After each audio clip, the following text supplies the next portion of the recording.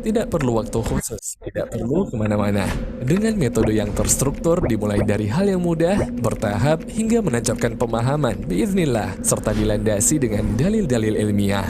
Mudah diakses dengan kuota dari HP Anda. Segera daftarkan diri Anda pada Halaqah Silsilah Ilmiah HSI Abdullah Roy. Jadilah murid beliau dan dapatkan ilmu dalam genggaman.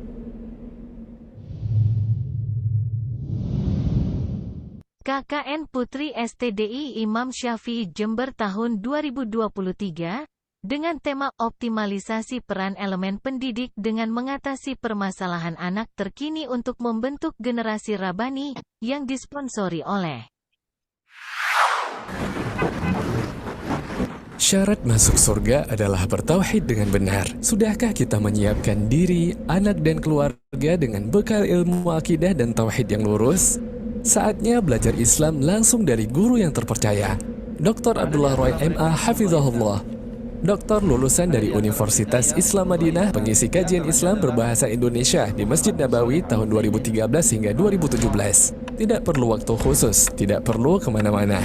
Dengan metode yang terstruktur dimulai dari hal yang mudah, bertahap, hingga menancapkan pemahaman, biiznillah, serta dilandasi dengan dalil-dalil ilmiah. Mudah diakses dengan kuota dari HP Anda. Segera daftarkan diri Anda pada Halaqah Silsilah Ilmiah HSI Abdullah Roy.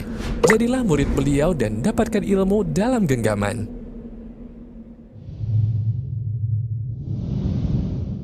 KKN Putri STDI Imam Syafi'i Jember tahun 2023, dengan tema optimalisasi peran elemen pendidik dengan mengatasi permasalahan anak terkini untuk membentuk generasi Rabbani, yang disponsori oleh Syarat masuk surga adalah bertauhid dengan benar. Sudahkah kita menyiapkan diri, anak dan keluarga dengan bekal ilmu akidah dan tauhid yang lurus? Saatnya belajar Islam langsung dari guru yang terpercaya. Dr. Abdullah Roy MA Hafizahullah. Doktor lulusan dari Universitas Islam Madinah, pengisi kajian Islam berbahasa Indonesia di Masjid Nabawi tahun 2013 hingga 2017. Tidak perlu waktu khusus, tidak perlu kemana-mana. Dengan metode yang terstruktur dimulai dari hal yang mudah, bertahap, hingga menancapkan pemahaman, biiznillah, serta dilandasi dengan dalil-dalil ilmiah. Mudah diakses dengan kuota dari HP Anda. Segera daftarkan diri Anda pada Halaqah Silsilah Ilmiah HSI Abdullah Roy. Jadilah murid beliau dan dapatkan ilmu dalam genggaman.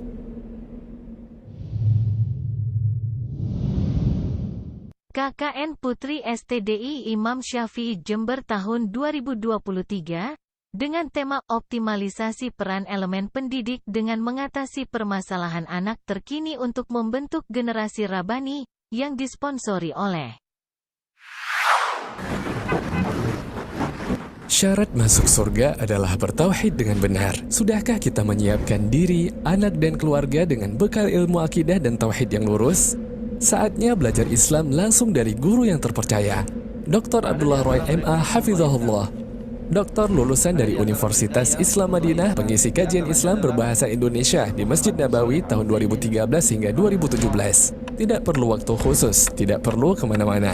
Dengan metode yang terstruktur dimulai dari hal yang mudah, bertahap, hingga menancapkan pemahaman, biiznillah, serta dilandasi dengan dalil-dalil ilmiah. Mudah diakses dengan kuota dari HP Anda. Segera daftarkan diri Anda pada Halaqah Silsilah Ilmiah HSI Abdullah Roy. Jadilah murid beliau dan dapatkan ilmu dalam genggaman.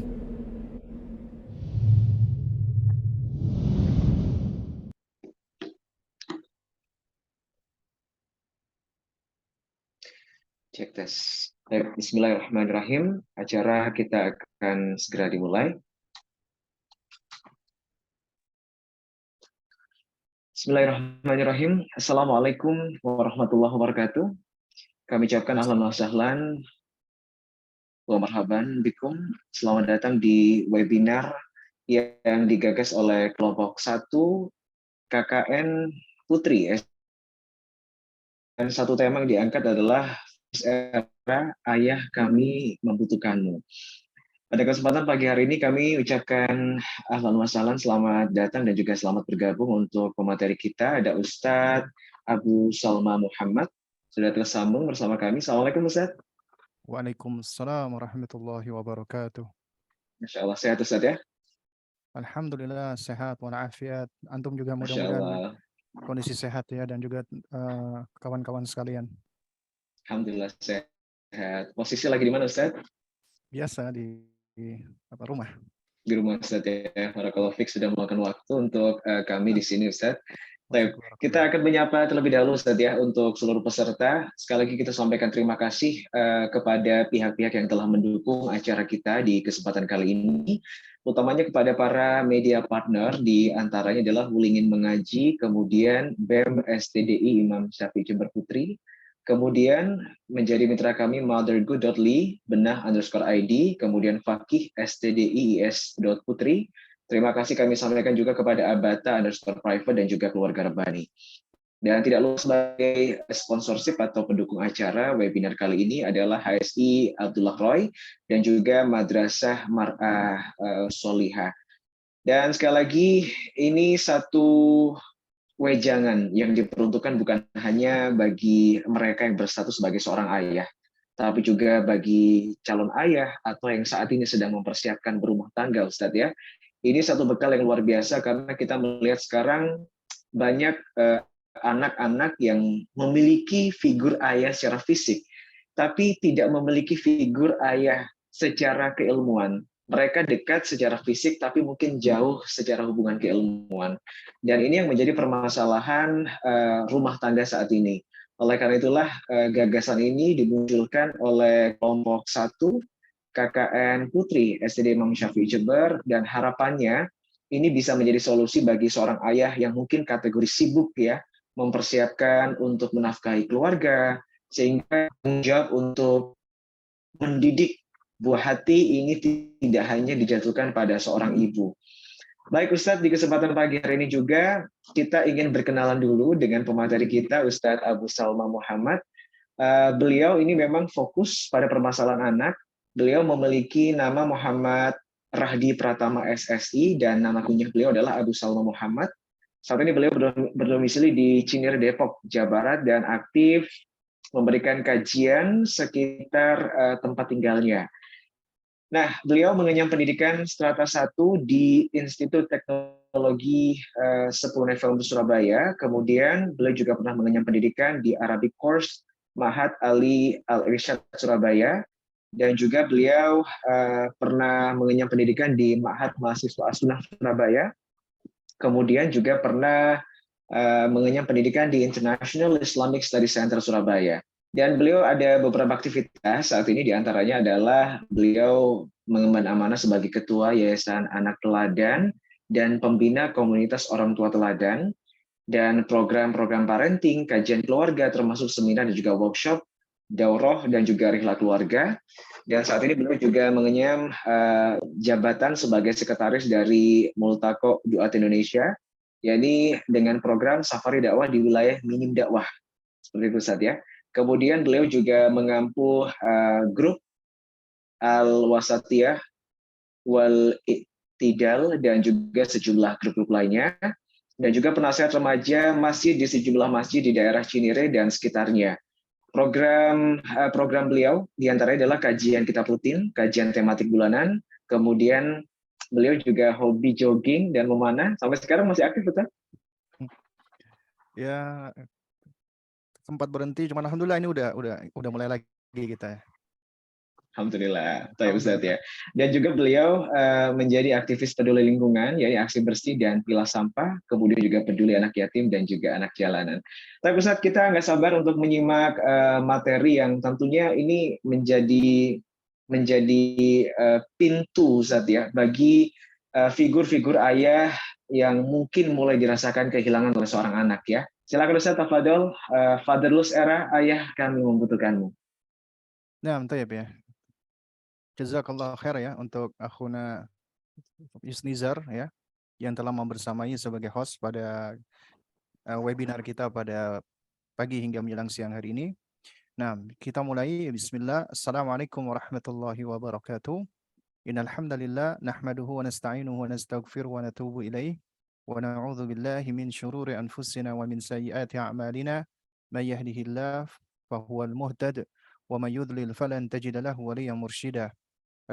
أشهد أن لا إله إلا الله وحده لا شريك له وأشهد أن محمدا عبده ورسوله لا نبي بعده أما بعد فإن أصدق الكلام كلام الله وأحسن الهدى هدى محمد صلى الله عليه وعلى آله وسلم وشر الأمور محدثاتها وكل محدثة بدعة وكل بدعة ضلالة وكل ضلالة في النار أما بعد.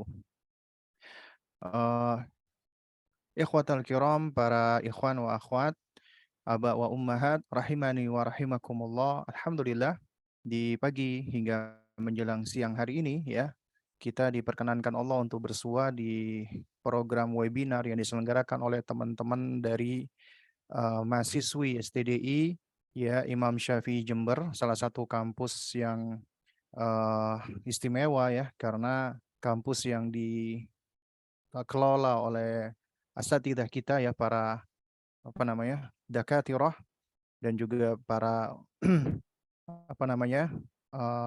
asatidzah yang memang berkompeten di dalamnya dalam rangka untuk menyebarkan ilmu dan dakwah. Dan alhamdulillah ya, STD Imam Syafi'i juga sudah punya program untuk para akhwat, untuk para muslimah, sehingga para muslimah di sini juga bisa turut andil di dalam kebaikan ya, terutama melakukan islah ya, khususnya bagi dirinya dan keluarganya, sehingga bisa menjadi bekal untuk menjadi calon-calon ibu yang insya Allah bermartabat dan berilmu. Dan insya Allah ta'ala di pagi hari ini, sebagaimana yang telah diinformasikan ya, kita akan berbicara tentang erah. Ayah kami membutuhkanmu. Taib. Di sini izinkan saya share screen ya. Nah, mudah-mudahan sudah kelihatan ya screen-nya. Sudah terlihat, Ustaz. Baik, alhamdulillah. Nah, fatherless era, ayah kami membutuhkanmu. Taib. Jadi yang pertama ya, kita awali dulu dengan yang namanya tahrirul mustalah ya. Agar kita punya pemahaman yang sama berkaitan dengan suatu mustalah, suatu istilah ya, suatu kata, agar kita tidak bias nih. Kita punya kesepemahaman sama. Apa itu fatherless? Ya, kita tahu kata fatherless ini bukan berasal dari bahasa kita, tapi berasal dari bahasa Inggris ya.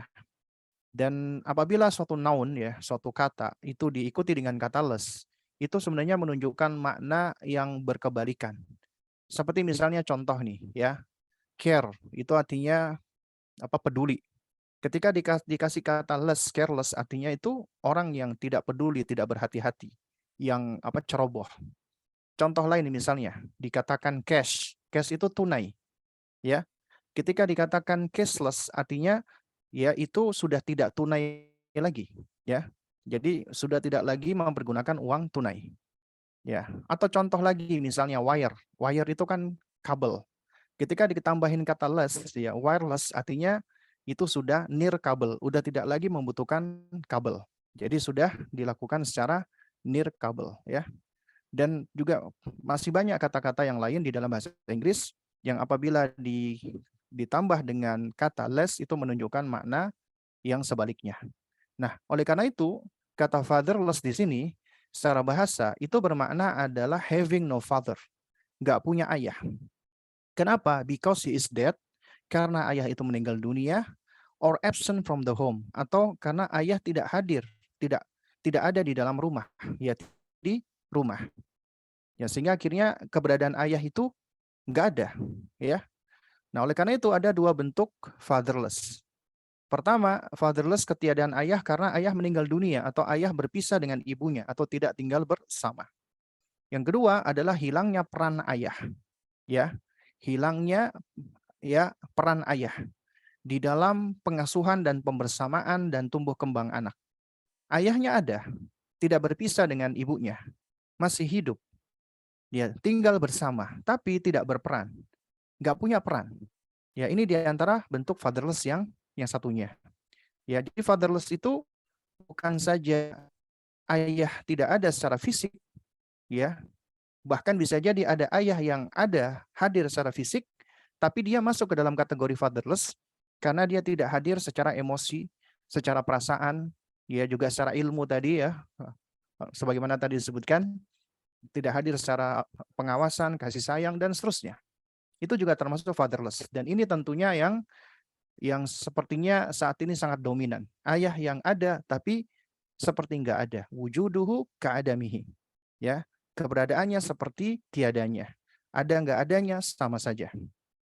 Nah, jadi fatherless sebenarnya bukan hanya soal kehadiran dan keterlibatan secara fisik, tapi juga keterlibatan dan kehadiran secara psikologis, secara psikis, secara emosi, secara perasaan, secara kasih sayang. Ya, itu yang benar-benar harus ada.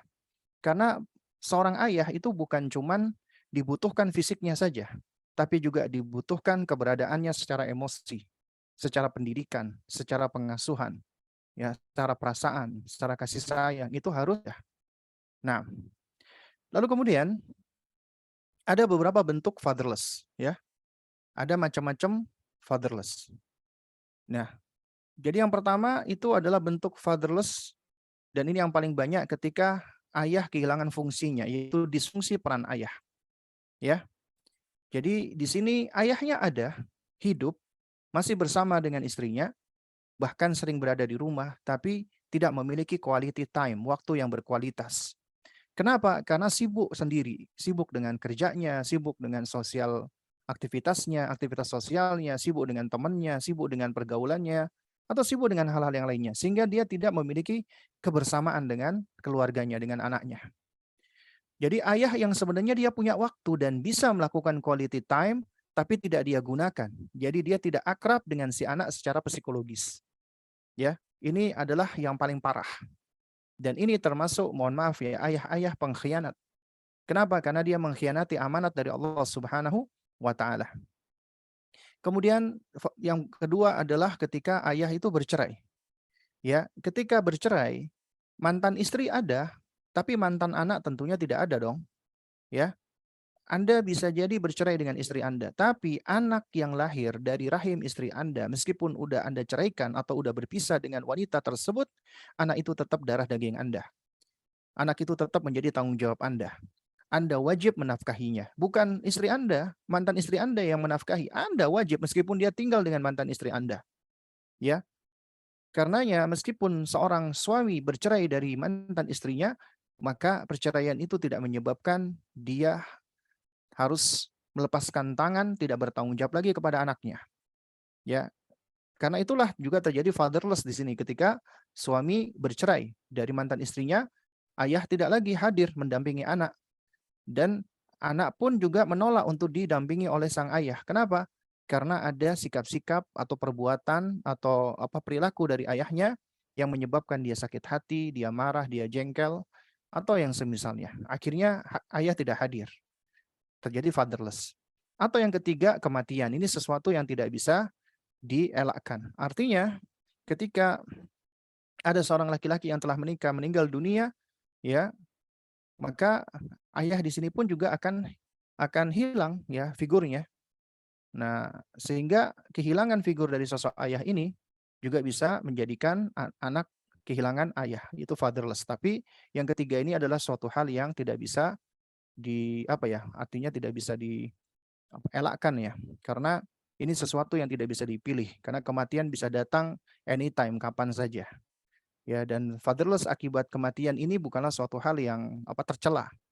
Tapi fatherless karena perceraian, apalagi tidak bercerai, tapi dia tidak menfungsikan perannya, jadi terjadi disfungsi, maka ini adalah fatherless yang paling jelek, yang paling banyak dosanya, yang bahkan termasuk ya dosa-dosa besar karena jatuh kepada pengabaian dan sikap curang. Nah, di sini coba kita lihat ya, ada fakta ironi. Ini memang perlu untuk di cross check lagi ya.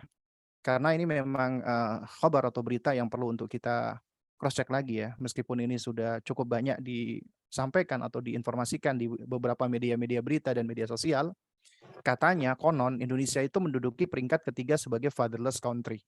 Ya. Terlepas dari benar tidaknya apakah Indonesia ini menduduki sebagai peringkat ketiga ya dari dari fatherless country, ya, atau fatherless nation, maka sebenarnya ini tidak apa penting-penting amat ya untuk mengetahui peringkat ini. Karena secara fakta Indonesia itu juga cukup parah ya, artinya kondisi anak-anak yang kehilangan ayahnya dalam artian mengalami fatherless itu banyak. Kita bisa saksikan nih di dalam keseharian kita. Coba kita lihat. Anak-anak mulai dari SD, ya bahkan TK, SMP, SMA, ketika mereka sudah beranjak usia remaja. Coba Anda perhatikan. Ketika mereka banyak menghabiskan waktu nggak berguna, nongkrong di jalan, di pinggir-pinggir jalan, di kafe-kafe, kemudian mereka membicarakan hal-hal yang tidak bermanfaat, bahkan mengandung maksiat, kemudian berkumpul bercampur baur antara laki-laki dan wanita, ikhtilat, kemudian muncul wanita-wanita, anak-anak remaja yang berpakaian namun telanjang, disebut dengan wanita cabe-cabean, mereka bergoncengan dengan cowok-cowok atau laki-laki yang lain, kemudian muncul yang namanya fenomena pacaran dan seterusnya. Itu semua nggak lepas dari hilangnya peran ayah. Artinya semua keburukan yang terjadi, yang kita saksikan, itu nggak lepas dari peran ayah yang hilang atau peran ayah yang lemah. Sehingga akhirnya muncullah anak-anak yang kehilangan ya peran ayahnya. Karena kita tahu ayah itu pemimpin, imam. Apabila suatu ya apapun itu, lembaga, negara atau apapun itu kehilangan pemimpin, maka akan kacau, chaos. Yang tinggal di dalam negara tersebut, yang tinggal di dalam tempat tanpa pemimpin tersebut akan kacau, nggak karu-karuan, berantakan. Karena tidak ada arahan, tidak ada bimbingan, tidak ada aturan. Maka semua hidup sesuai dengan sekehendak hatinya. Ya, mereka hidup sekenanya. Ya, kenapa? Karena nggak ada pemimpinnya. Dan laki-laki adalah pemimpin. Ketika pemimpin ini hilang, maka akan hancur dan berantakan. Coba apabila ada suatu negara, suatu wilayah, nggak ada pemimpin, maka akan kacau. Ya, semua akan melakukan hal yang menurut mereka bebas. Ada yang berlagak pemimpin, ada yang berlagak sok-sokan dan seterusnya. Karena hilangnya pemimpin di dalamnya. Dan ini fenomena, bahkan fakta yang kita saksikan saat ini. Ya, kebanyakan anak-anak muda kita di tanah air dan juga mungkin di luar negeri, ya mereka menghabiskan waktu sia-sia, nggak berguna, bermaksiat, pacaran, melakukan hal-hal yang ya tentunya buruk dan jelek, kemudian terjadinya degradasi moral, kemudian perzinahan itu merebak di mana-mana. Itu semua nggak lepas dari hilangnya peran ayah. Ya, ayah yang hilang. Kalau kata Syekh Ibnu Utsaimin rahimahullah adalah apa?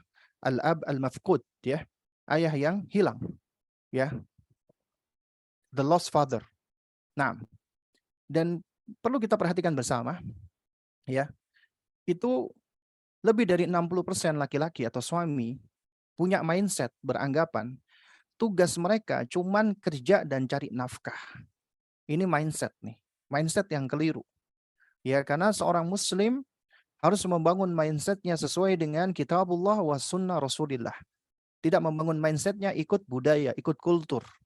Ya, apalagi budaya patriarki. Ya, saat ini di mana dianggap bahwasanya laki-laki itu urusannya cuma kerja, urusan domestik, mendidik anak, urusan perempuan. Itu keliru.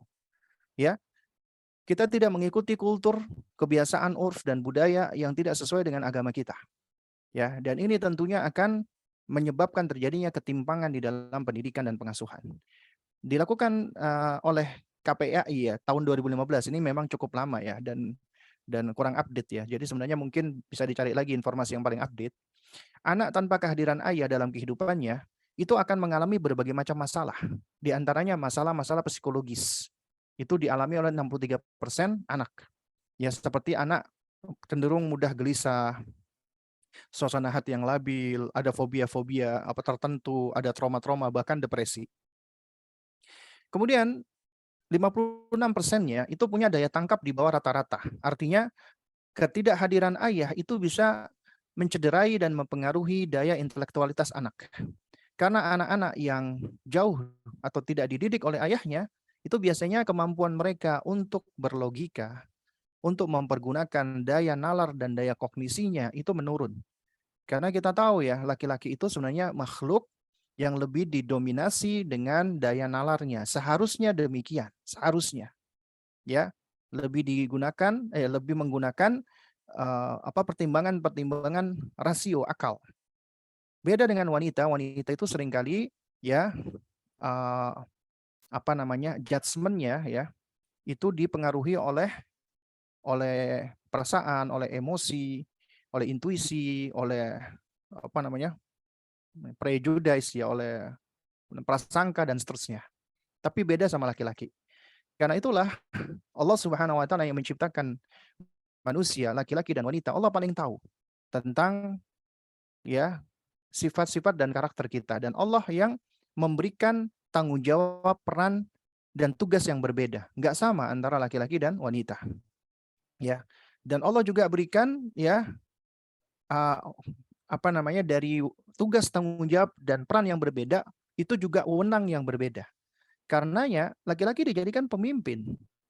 Laki-laki yang berhak untuk memutuskan tentang perceraian misalnya. Laki-laki yang berhak untuk menjadi wali untuk menikahkan anaknya, tidak dengan perempuan. Ya. Jadi contoh misalnya seperti tolak, perceraian, itu berada di tangan laki-laki. Ya, tidak di tangan perempuan. Karena apabila ini diberikan kepada perempuan, maka tingkat perceraian akan semakin meningkat. Karena dikit-dikit akan menceraikan suami. Makanya perempuan tidak diberikan hak menceraikan, tapi boleh menggugat cerai.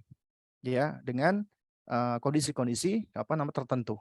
Laki-laki yang bisa menceraikan. Bahkan ketika laki-laki bercanda menceraikan istrinya, jatuh cerai. Jatuh cerai. Ya, karena yang nggak boleh dibuat mainan. Dan ini sebenarnya sesuatu yang dimampui oleh laki-laki. Oleh karena itu apabila ada laki-laki yang ternyata sifatnya baperan, temperamental, kasar sama keluarganya, yang padahal seharusnya ya laki-laki itu adalah sebagai protektor ya, pelindung bagi keluarganya, tapi malah menyakiti keluarganya. Ini berarti laki-laki yang sudah kehilangan sifat rujulahnya, sifat rujulah, sifat maskulinitas. Dia sudah tidak lagi memiliki sifat-sifat qawam, di mana Allah menjadikan ya ar-rijalu qawwamuna 'alan nisa. Ya. Kenapa? Karena sifat qawamnya ini sudah mulai tergerus. Entah itu karena pola asuh, pendidikan, ataupun lingkungan, budaya, kultur dan yang semisalnya. Ya. Nah, jadi akhirnya laki-laki itu tidak hanya hilang secara fisik, tidak hanya hilang secara peran, tapi juga hilang karakternya. Karakter kemaskulinitasannya, karakter kelaki-lakiannya. Maskulinitas ya atau ar-rujulah di dalam Islam itu bukan konsep patriarki, bukan. Kalau konsep patriarki itu adalah budaya, kultur ya yang berasal dari anggapan atau asumsi manusia. Tapi maskulinitas ini adalah kodrat atau ibaratnya fitrah yang Allah sudah tanamkan pada laki-laki. Karena laki-laki itu adalah pelindung, pemelihara, penjaga, ya. Dan apabila hilang karakter-karakter ini, maka hilang pula sifat-sifat kelelakian, sifat ar-rujula, sifat maskulinitas. Maka ketika hilang ini, maka akan muncul yang namanya fatherless berikutnya. Laki-laki yang hadir, laki-laki yang membersamai anak, tapi tidak punya sifat maskulinitas. Itu bisa merusak ya dan mengganggu pertumbuhan seksualitas anak, gender anak. Karenanya fatherless itu tidak hanya terbatas pada kehadiran fisik, kehadiran emosi, kehadiran secara perasaan, tapi juga harus kehadiran secara peran sesuai dengan kodratnya, sesuai dengan karakteristik sebagai laki-laki. Ya. Nah, oleh karenanya ketika kita mendidik anak-anak kita saat ini, maka sejatinya kita sedang mempersiapkan calon ibu dan calon ayah. Ya.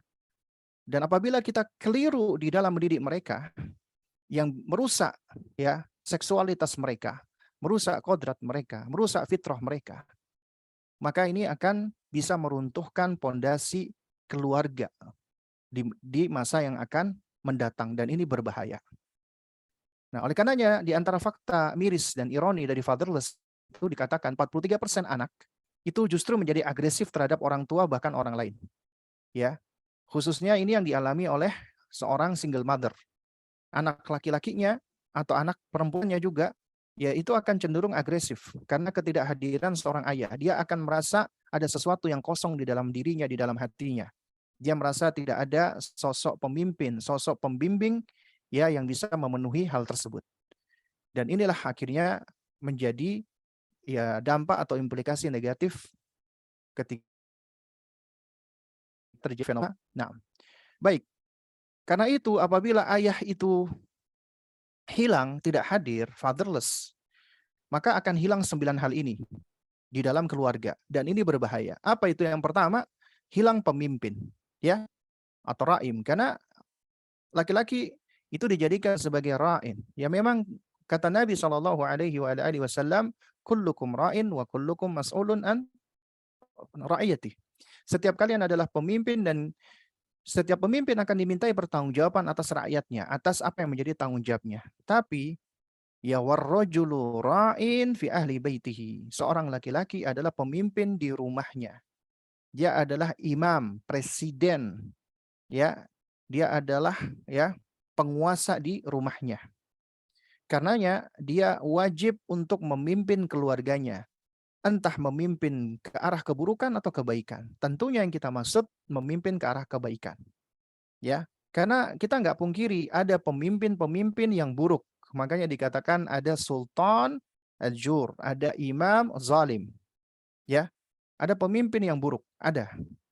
Ya, jadi ini menunjukkan hilangnya ayah, hilangnya pemimpin. Dan ketika ayah itu hadir, pemimpin itu hadir, tapi tidak diiringi dengan ilmu, tidak diiringi dengan hikmah, ya. Meskipun dia menjadi pemimpin, tapi itu cenderung menjadi pemimpin yang zalim, ya. Pemimpin yang berbahaya. Nah, oleh karenanya fatherless itu penting. Bukan hanya hadir secara fisik, tapi juga perlu hadir secara tadi dikatakan keilmuan. Hadir secara emosi, perasaan, dan seterusnya. Dan apabila ayah itu hilang, maka akan hilang pula penanggung jawab di dalam keluarga tersebut. Karena sebagai pemimpin, maka dia punya tanggung jawab. Dia bertanggung jawab, ya mas'ul an ra'iyatih. Ya, bertanggung jawab terhadap rakyatnya, ya. Makanya kata rakyat itu sebenarnya itu berasal dari bahasa Arab, ya. Dari kata itu apa? Ra'iyah. Ya, karena kita semua adalah ra'i, pemimpin. Memang asal kata dari ra'i itu penggembala. Dan itu memang ada ini ya, ada filosofinya ya dalam tanda kutip kenapa ya kata ra'i penggembala itu dikatakan sebagai seorang, dan seorang laki-laki adalah penanggung jawab. Dia bertanggung jawab dan Allah akan minta pertanggungjawaban tersebut kepada apa yang dipimpinnya.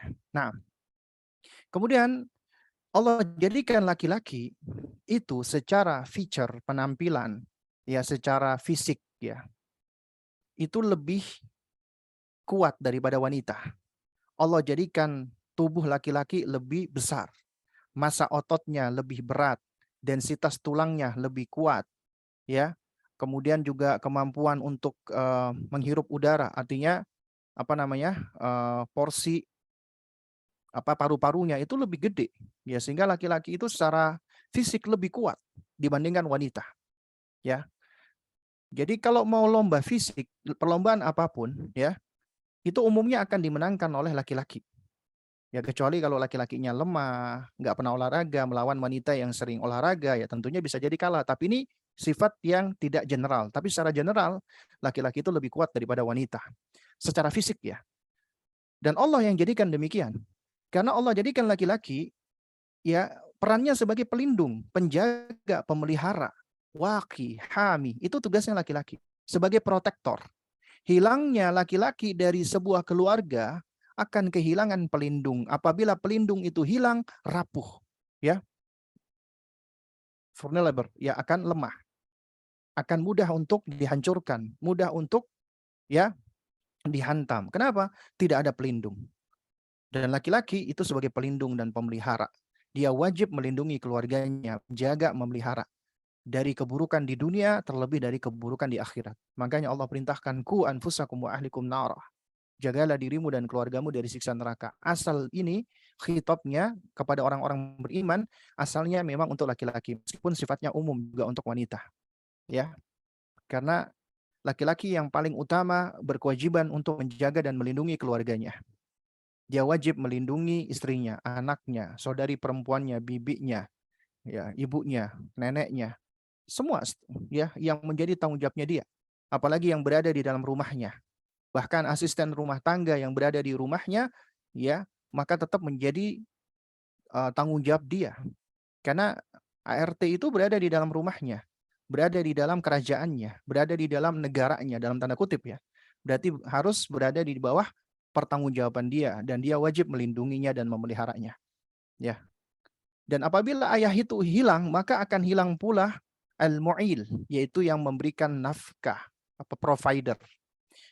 Oke, mungkin bisa jadi ada laki-laki yang dia tetap memberikan nafkah kepada keluarganya. Ya, dikasih rumah yang mewah, dikasih harta yang berlimpah, difasilitasi dengan hal-hal yang menyenangkan. Tapi dia tidak hadir secara emosi, secara perasaan, secara kasih sayang. Maka sejatinya meskipun dia menjadi provider, tapi dia tidak menjadi pemimpin, penanggung jawab, dan pelindung. Ya, jadi tetap ada hal-hal yang kurang di situ. Karena yang dibutuhkan oleh keluarga bukan cuma nafkah. Karena nafkah bukan cuma zahir, perlu nafkah batin. Ya, perlu nafkah yang bersifat batin. Ya, perlu nafkah untuk jiwanya mereka. Ya, sebagaimana manusia itu butuh makan dan minum, maka manusia lebih butuh lagi dengan ilmu, dengan bimbingan. Ya, dengan arahan. Nah, demikian pula seorang ayah itu adalah guru, pendidik.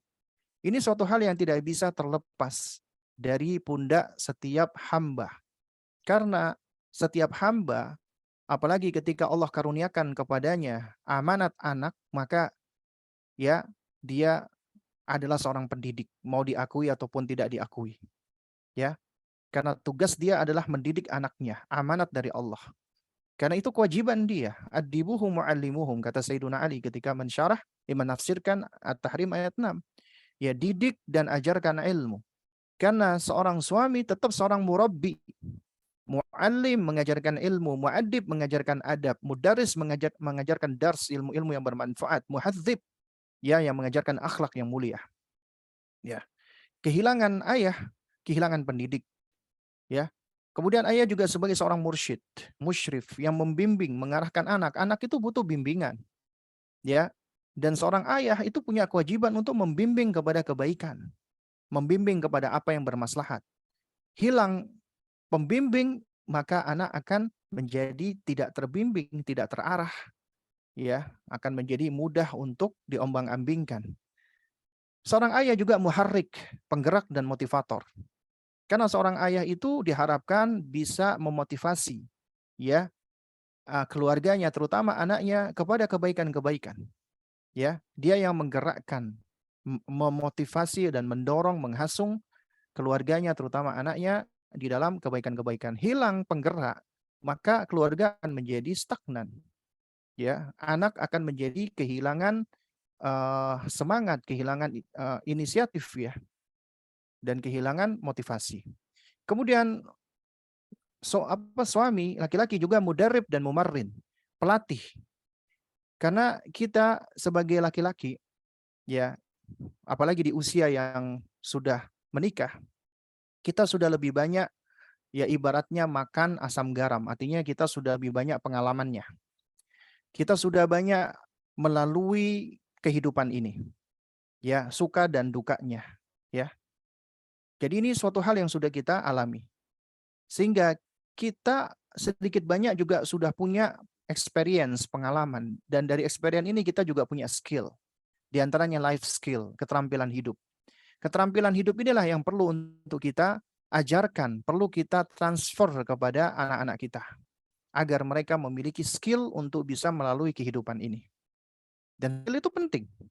Ya, skill berkomunikasi, ya, skill untuk untuk belajar, skill untuk menyampaikan, skill untuk untuk berteman, bersahabat, untuk memilih sahabat dan seterusnya. Itu butuh skill dan ini tugasnya ayah sebenarnya. Kemudian ayah juga sebagai wa'idh, ya, nasih, penasehat. Kalau kita lihat di dalam Al-Qur'an yang Allah abadikan itu kebanyakan atau mayoritasnya sosok-sosok penasehat itu laki-laki dibandingkan wanita. Ya. Luqman alaihissalam Allah katakan dan dijadikan sebagai figur di dalam pendidikan ya bagi segenap ya kaum muslimin. Itu ternyata kita ambil pelajaran, Luqman itu seorang bapak yang memberikan nasihat kepada anaknya. Ya, wa idz qala Luqmanu libnihi wa huwa ya'idhuhu. Ingatlah ketika Luqman berkata kepada anaknya, wa huwa ya'idhuhu. Dan beliau sedang memberikan mau'idhah, memberikan nasihat kepada anaknya. Ya, kemudian juga kita perhatikan bagaimana seorang Nabiullah Ibrahim alaihissalam memberikan wejangan nasihat kepada anaknya Ismail alaihissalam. Bagaimana seorang Yakub alaihissalam memberikan nasihat kepada putranya Yusuf alaihissalam. Dan masih banyak lagi. Ya, artinya anak-anak kita itu butuh untuk diberikan nasihat. Ya. Dan nasihat itu adalah bukti dari cinta kasih. Dan seorang suami itu punya tugas yang gak kalah pentingnya dengan tugas-tugas yang lainnya, yaitu memberikan nasihat kepada anak-anaknya. Agar anaknya itu dia senantiasa selalu terarah dan terbimbing. Ya tentunya dengan izin Allah Subhanahu wa taala. Baik. Oleh karenanya kita perlu untuk refungsionalisasi ya, ibaratnya demikian, menfungsikan kembali peran ayah. Nah, untuk menfungsikan kembali peran ayah, maka harus dibangun dari perkara yang fundamen, yaitu membangun mindset. Mindsetnya adalah pendidikan anak itu tanggung jawab berdua, suami dan istri, bukan tanggung jawab istri. Semua bentuk ya miskonsepsi, semua bentuk kesalahan dalam di dalam konsep ya tadi miskonsepsi, kemudian juga adanya budaya ya seperti patriarki dan yang semisalnya, maka itu semua harus kita tasfiyah, harus kita bersihkan dan kita bangun mindset yang benar. Sebagaimana kita tahu, ketika kita menikah, pasangan kita adalah sahib atau sahibah kita, mitra kita. Kemudian dari mitra kita ini kita mengarungi kehidupan bersama dalam rangka untuk apa? Litaskunu ilaiha, agar kita mendapatkan ketentraman. Dan kemudian Allah berikan kepada kita keturunan. Keturunan inilah yang akan menjadi penerus amal kita. Meskipun kita udah berkalang tanah, maka di situ akan ada bulir-bulir pahala yang akan senantiasa mengalir, atau sebaliknya bulir-bulir dosa. Ya itu tergantung bagaimana kita menjalankan amanah. Ya. Nah, kehadiran anak di muka bumi ini itu bukan cuma berasal dari sang wanita, sang istri, tapi juga ada peran besar dari seorang ayah. Artinya anak itu hadir dari ayah dan ibunya. Sehingga kehadiran anak dari ayah dan ibunya itu nggak bisa ketika mereka tumbuh berkembang itu hanya dibersamai oleh salah satunya. Sehingga harus dibersamai oleh kedua-duanya. Ada tanggung jawab berdua. Suami dan istri punya peran tanggung jawab masing-masing. Ya, tugas masing-masing yang harus saling melengkapi.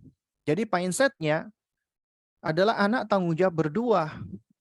Harus kita bongkar dulu ini mindset yang keliru. Ya, anak urusan istri, anak urusan ibu, keliru. Itu harus kita bongkar dan kita buang. Kita bangun mindset yang benar.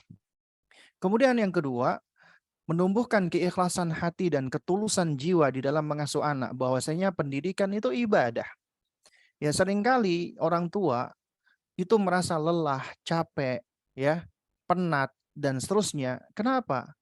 Karena mereka ikhlas atau bahkan tidak ikhlas di dalam melakukan pendidikan. Aduh, capek banget ini. Ya, karena memang nggak bisa pungkiri anak itu ujian dari Allah. Fitnah, cobaan, ya sekaligus karunia dan bahkan bisa menjadi musuh. Nah, tinggal kita bagaimana berusaha untuk menempatkan anak dan bagaimana kita memperlakukan dan mensikapi mereka. Dan di dalam keluarga, mendidik itu adalah termasuk ibadah terpanjang. Karena sejatinya ketika Anda mendidik anak Anda sedang mengajak anak Anda menuju kepada Allah, mengkoneksikan mereka kepada Rabb-Nya, ya. Karena untuk itulah Allah menciptakan kita dan anak kita untuk beribadah kepadanya. Beribadah itu kita membangun koneksi kita kepada Allah. Kita ingin dekat kepada pencipta kita. Makanya disebut dengan apa? Taqarrub ilallah. Dan mendidik anak itu ad-da'watu ilallah, mengajak mereka kepada Allah. Itu ibadah, ya. Dan apabila kita bangun mindset bahwasanya pendidikan itu ibadah, maka segala bentuk kesulitan-kesulitan itu kita mampu lewat ikhlas dan dengan ketulusan jiwa, dan tentunya butuh ilmu, harus belajar. Sehingga kita perlu untuk belajar. Karena kita sebagai orang tua, ironinya anak-anak kita ada sekolahnya. Mereka belajar dari TK, SD, SMP, SMA, bahkan sampai kuliah. Kita memang mungkin sebagai anak-anak hingga saat ini kita sudah pernah belajar itu semua. Tapi pertanyaannya, adakah dari pelajaran-pelajaran yang kita pelajari itu benar-benar fokus membahas bagaimana kita bisa menjadi orang tua yang baik? Apakah benar-benar ada sekolah bagi orang tua agar bisa mengasuh anaknya dengan baik? Padahal ini kunci keberhasilan suatu bangsa, suatu negara. Ternyata ini suatu hal yang sangat minim sekali kalau tidak mau dikatakan nggak ada sekolah bagi kita orang tua. Padahal yang lebih butuh untuk belajar kita orang tua dibanding anak-anak kita. Karena sejatinya kita pendidik itu butuh sesuatu untuk bisa diajarkan. Bukankah dikatakan faqidu syai' la yu'ti? Orang yang tidak punya nggak bisa memberi, nggak bisa ngasih. Karenanya kita wajib untuk membekali diri, ya, terutama tentang ilmu-ilmu yang bermanfaat bagi diri kita. Kemudian baru ilmu-ilmu tentang pengasuhan dan pendidikan. Bangun pula mindset, jangan dianggap ilmu pengasuhan, ilmu parenting, wah itu nanti untuk orang yang sudah menikah atau nanti untuk orang yang sudah punya anak.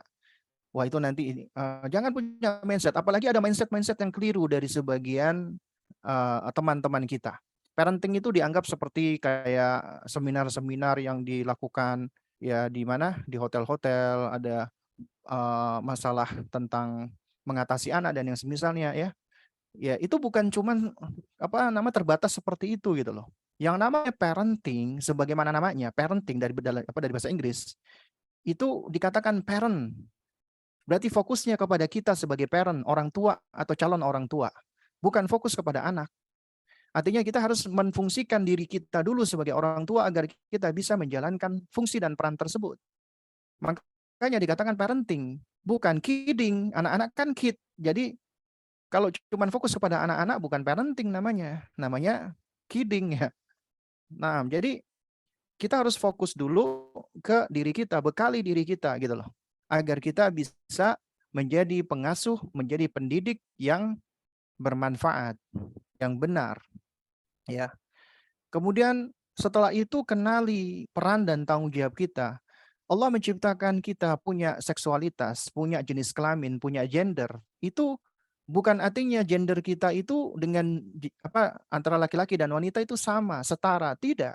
Tidak ada namanya kesetaraan gender, tidak ada di dalam agama kita. Ya. Kesetaraan gender itu berangkat dari asumsi-asumsi sebagian manusia yang mereka jahil, nggak tahu tentang diri mereka dan tujuan mereka ada di muka bumi ini, dan itu berangkat dari pandangan inferioritas wanita. Wanita itu rendah sehingga perlu disetarakan. Ya, padahal wanita dan laki-laki itu berbeda, punya peran, tanggung jawab, fungsi, tugas masing-masing. Ada keistimewaan tersendiri. Ya, ketika dikatakan tidak setara bukan artinya wanita lebih rendah, laki-laki lebih mulia, tidak. Karena di situ ada peran tanggung jawab yang berbeda. Karenanya kenali peran Anda sebagai suami, tanggung jawab Anda sebagai suami, tugas Anda sebagai suami, demikian pula sebagai istri. Dari peran tanggung jawab yang sesuai dengan gender inilah akhirnya akan saling mengisi. Karena apabila suami istri nggak tahu peran dan tanggung jawabnya, itu malah akan menimbulkan masalah, akan menimbulkan konflik baru, menimbulkan problem baru. Ya, sehingga seringkali disebut dengan namanya social eclipse, ya, gerhana sosial, ya, atau family eclipse, ya, gerhana keluarga. Apa maksudnya? kita tahu ketika terjadi gerhana, entah itu gerhana matahari atau gerhana bulan, itu posisi bulan, matahari, ya, dan bumi, atau matahari, bulan, dan bumi itu sejejer, ya, itu ya sejejer. Nah, ketika matahari, bulan, atau bulan dan matahari sejejer dengan bumi, yang terjadi adalah apa? Entah bulan menutupi matahari atau matahari menutupi bulan, terjadi gerhana. Ketika gerhana terjadi, maka akan terjadi yang namanya ya hilangnya pengaruh, entah itu pengaruh bulan ataupun pengaruh matahari terhadap bumi. Akan mengalami kehilangan pengaruh atau pengaruhnya berkurang. Sehingga ketika kehilangan pengaruh ini yang terjadi, bumi itu menjadi gelap atau bumi itu ada kehilangan kestabilannya. Ya, diantaranya ya kayak menjadi gelap. Ya, ini ibarat seperti seorang wanita, istri mengambil peran ayah atau seorang ayah mengambil peran istri. Ya, karena di dalam berumah tangga, suami dan istri itu tidak saling berebut dan berkompetisi tentang tugas dan peran, tapi saling mengisi. Harus kenali peran dan tanggung jawab masing-masing. Kemudian, ya, seorang suami, seorang ayah harus meluangkan waktu untuk membersamai anaknya, bukan mencari waktu luang. Allah berikan kepada kita semua 24 jam dengan berbagai macam bentuk kesibukan yang berbeda-beda. Ya, sesibuk-sibuknya kita, nggak mungkin semua waktu kita itu adalah untuk mencari nafkah.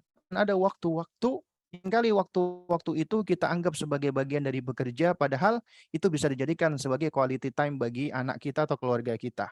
Tapi malah kita gunakan untuk ya hal-hal yang nggak berguna, main-main, bercanda, dan seterusnya. Padahal keluarga kita butuh waktu kita. Makanya ketika kita meluangkan waktu, maka yang paling penting quality time, bukan quantity. Waktu yang berkualitas, bukan yang banyak. Berbanyak tapi nggak berkualitas, percuma. Ya, sedikit tapi berkualitas lebih baik daripada banyak tapi tidak berkualitas. Ya. Dan kemudian kita perlu, ya seorang ayah khususnya, perlu belajar untuk cara berkomunikasi. Ini butuh skill dan berinteraksi dengan anak. Makanya di situ butuh ilmu, butuh berlatih, butuh belajar. Karena berkomunikasi itu juga butuh butuh latihan, ya. Nah, oleh karenanya di antara langkah untuk peran ayah ya di era katanya fatherless ini, maka yang bisa kita lakukan adalah membangun kesadaran umum tentang pentingnya peran ayah dengan cara menggalakkan program pendidikan seperti yang dilakukan oleh teman-teman KKN dari dari nih, bikin daurah, webinar, kampanye, seminar. Kemudian kita sebarkan pesan-pesan penting dan inspiratif tentang betapa pentingnya peran ayah. Kemudian kita promosikan di media sosial, baleho di jalan, ya misalnya bikin spanduk, ayah ingatlah anakmu di rumah, atau yang semisalnya. Kita ingatkan mereka. Ini di antara langkah-langkah. Ya, mungkin dari hal-hal kecil tampak sepele, tapi bisa jadi itu malah menjadi sebab hidayah dan taufik, ya, karena nggak sedikit nih taufik atau hidayah Allah itu datang dari hal-hal yang mungkin kita anggap remeh, ya, apalagi kita bikin program-program ya yang berisi pendidikan atau seminar-seminar termasuk webinar seperti ini, ya. Kemudian juga menguatkan peran ayah melalui sekolah, karena seringkali orang tua itu punya mindset menitipkan anak di sekolah, padahal sekolah bukan tempat penitipan gitu loh. Nah, karenanya ya sekolah-sekolah yang baik, dia akan berusaha untuk menfungsikan kembali orang tua, termasuk peran ayah. Di antaranya dengan buat program-program dan aktivitas keterlibatan ayah, agar ayah ya turut berpartisipasi di dalam proyek-proyek sekolah, atau memberikan kesempatan kepada ayah untuk menjadi volunteer ya dalam kegiatan-kegiatan ya untuk membersamai anak. Akhirnya akan ada waktu, mungkin ada ayah sibuk kerja, tapi ketika dari sekolah, ya bisa dibuatkan surat izin dari sekolah, dia bisa dapat izin. Akhirnya dia bikin, akhirnya dia bisa hadir ke sekolah, kemudian membersamai anaknya. Dan dari situ mudah-mudahan juga bisa menjadi sebab taufik pentingnya ayah itu hadir bukan cuma di sekolah, tapi juga di rumah. Kemudian juga dari sisi sisi yang lebih atas lagi dari pemerintahan. itu dari pemerintah termasuk lembaga-lembaga pendidikan perlu membuat program-program pendidikan dan pelatihan ya khusus bagi ayah. Dan ini suatu hal yang langka dan sangat jarang. Ada lembaga-lembaga baik itu dari pemerintah atau tidak itu membuat semacam pelatihan-pelatihan untuk apa? Untuk melatih agar para ayah itu punya keterampilan atau skill di dalam mengasuh parenting yang efektif dan juga di dalam berkomunikasi yang baik. Nah, ini juga perlu ini elemen-elemen seperti misalnya komunitas dari teman-teman psikolog muslim yang udah ngaji, kemudian bikin program, kemudian bikin acara-acara ya, pelatihan-pelatihan bagi para ayah ya, selain dari para ibu karena seringkali yang rame acara-acara kayak gini para ibu ya. Lalu kemudian juga dari pemerintah bisa mengeluarkan policy, kita kasih masukan agar membuat kebijakan-kebijakan yang mendukung keterlibatan ayah di dalam keluarga. Ya, misalnya ada aturan-aturan dari pemerintah ya, bahwasanya perusahaan-perusahaan sekarang kan alasannya para ayah itu kan karena sibuk kerja. Artinya perusahaan tuh boleh memberikan cuti, adanya kebijakan-kebijakan cuti yang memadai dan fleksibel apabila itu berkaitan dengan pendidikan anak. Ya. Kemudian juga perlu untuk berkolaborasi dengan pemerintah, sekolah dan masyarakat. Artinya perlu kerjasama antara pemerintah, lembaga pendidikan, ya dalam mengatasi fenomena fatherless ya. Dan pemerintah dapat menginisiasi program-program pengasuhan yang melibatkan ayah dan dukungan keuangan untuk implementasinya. Ya, juga diantaranya juga dari lembaga-lembaga atau institusi-institusi pendidikan termasuk ya institusi pendidikan tinggi ya seperti PTN ya, perguruan tinggi negeri ataupun ya termasuk perguruan tinggi swasta. Juga sekolah-sekolah tinggi seperti STDI Imam Syafi'i misalnya, itu juga suatu hal yang sangat bagus sekali ketika membuat program-program semacam kuliah kerja nyata atau KKN itu yang langsung turun andil ya di dalam memberikan upaya-upaya edukasi ya yang berkaitan dengan masalah pendidikan-pendidikan terutama ya dengan adanya fenomena fatherless seperti saat ini. Toyib. Dan di sini izinkan di bagian terakhir ya. Ini ada peringatan dari para ulama kita di antaranya Al-Hafidz Ibnu Qayyim rahimahullah taala. Ya bagi kita semua khususnya bagi para ayah. Beliau menasihatkan wa kam mimman ashqa waladahu wa fiddata kabd dunya wal akhirah bi ihmalihi wa tarki ta'dibihi. Betapa banyak nih orang tua yang sadar nggak sadar menyengsarakan anak-anak dan buah hatinya di dunia dan di akhirat. Bukan cuma di dunia, tapi juga di akhirat. Kenapa? Kok bisa dikatakan menyengsarakan? Yaitu karena mereka menelantarkan, mengabaikan biihmalihi dan gak mau mendidiknya. Wa i'anatihi lahu ala syahawatihi dan bahkan selalu memfasilitasi, menolong, membantu anak dia di dalam urusan syahwatnya, terlalu memanjakan anak, terlalu permisif dengan anak. Ironinya wa yaz'amu annahu yukrimuhu wa qad ahana. Ya, ironinya orang tua itu mengira dia sedang memuliakan anaknya padahal ia sedang menghinakan anaknya. Wa annahu yarhamahu wa qad zalamahu wa haramah. Ya, dan dia mengira dia sedang menyayangi anaknya. Padahal sejatinya dia sedang menganiaya dan menyakiti anaknya. Kemudian kata Ibnu Qayyim rahimahullah taala wa idza i'tabartal fasada fil auladi ra'aita 'amatahu min kibalil aba. Apabila engkau perhatikan kerusakan pada anak-anak ini maka karena aba. Memang al-aba bisa bermakna orang tua secara umum, bisa juga bermakna para ayah. Ya. Nah, demikian kata Ibnu rahimahullahu taala, aktsarul auladi innama ja'a fasaduhum min kibalil aba. Ya, mayoritas anak itu mengalami kerusakan ya, itu karena apa? Karena pengabaian ya, imaluhum lahum ya, wa tarku ta'limihim faraid ad-din was sunani. Itu karena mereka kurang perhatian terhadap anak-anaknya. Abai dan kurang perhatian. Ya, terutama tidak mengajarkan perkara-perkara yang wajib dan sunnah di dalam urusan agama. Ya. Kemudian kata Ibnu Qayyim rahimahullah, ya faman ahmala ta'limah waladih mimma yanfa'uhu wa tarakahu sudah faqad asa'a ilaihi ghaya lisa'ah. Ya, siapa yang tidak memberikan perhatian atau mengabaikan ya untuk mengajari anak-anaknya dengan ilmu yang bermanfaat, dan meninggalkan anaknya begitu saja, membiarkan anaknya begitu saja, mengabaikan begitu saja, maka sungguh dia telah merusak anaknya dengan kerusakan yang parah.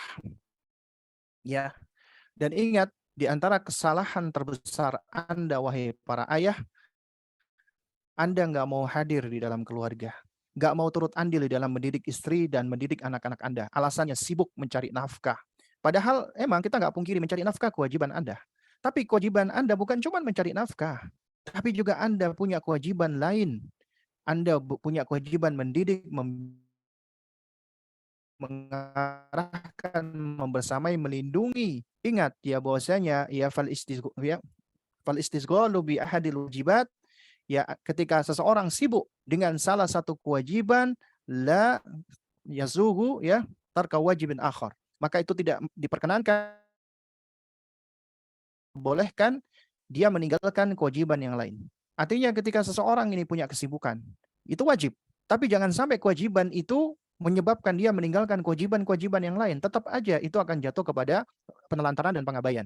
Makanya dia harus berusaha untuk melaksanakan semua kewajiban-kewajiban yang Allah wajibkan kepada dirinya.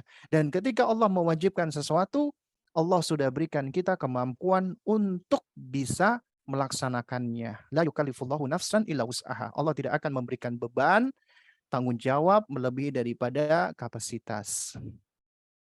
Dan ingat ya, di sini ada nasihat seorang anak kepada ayah.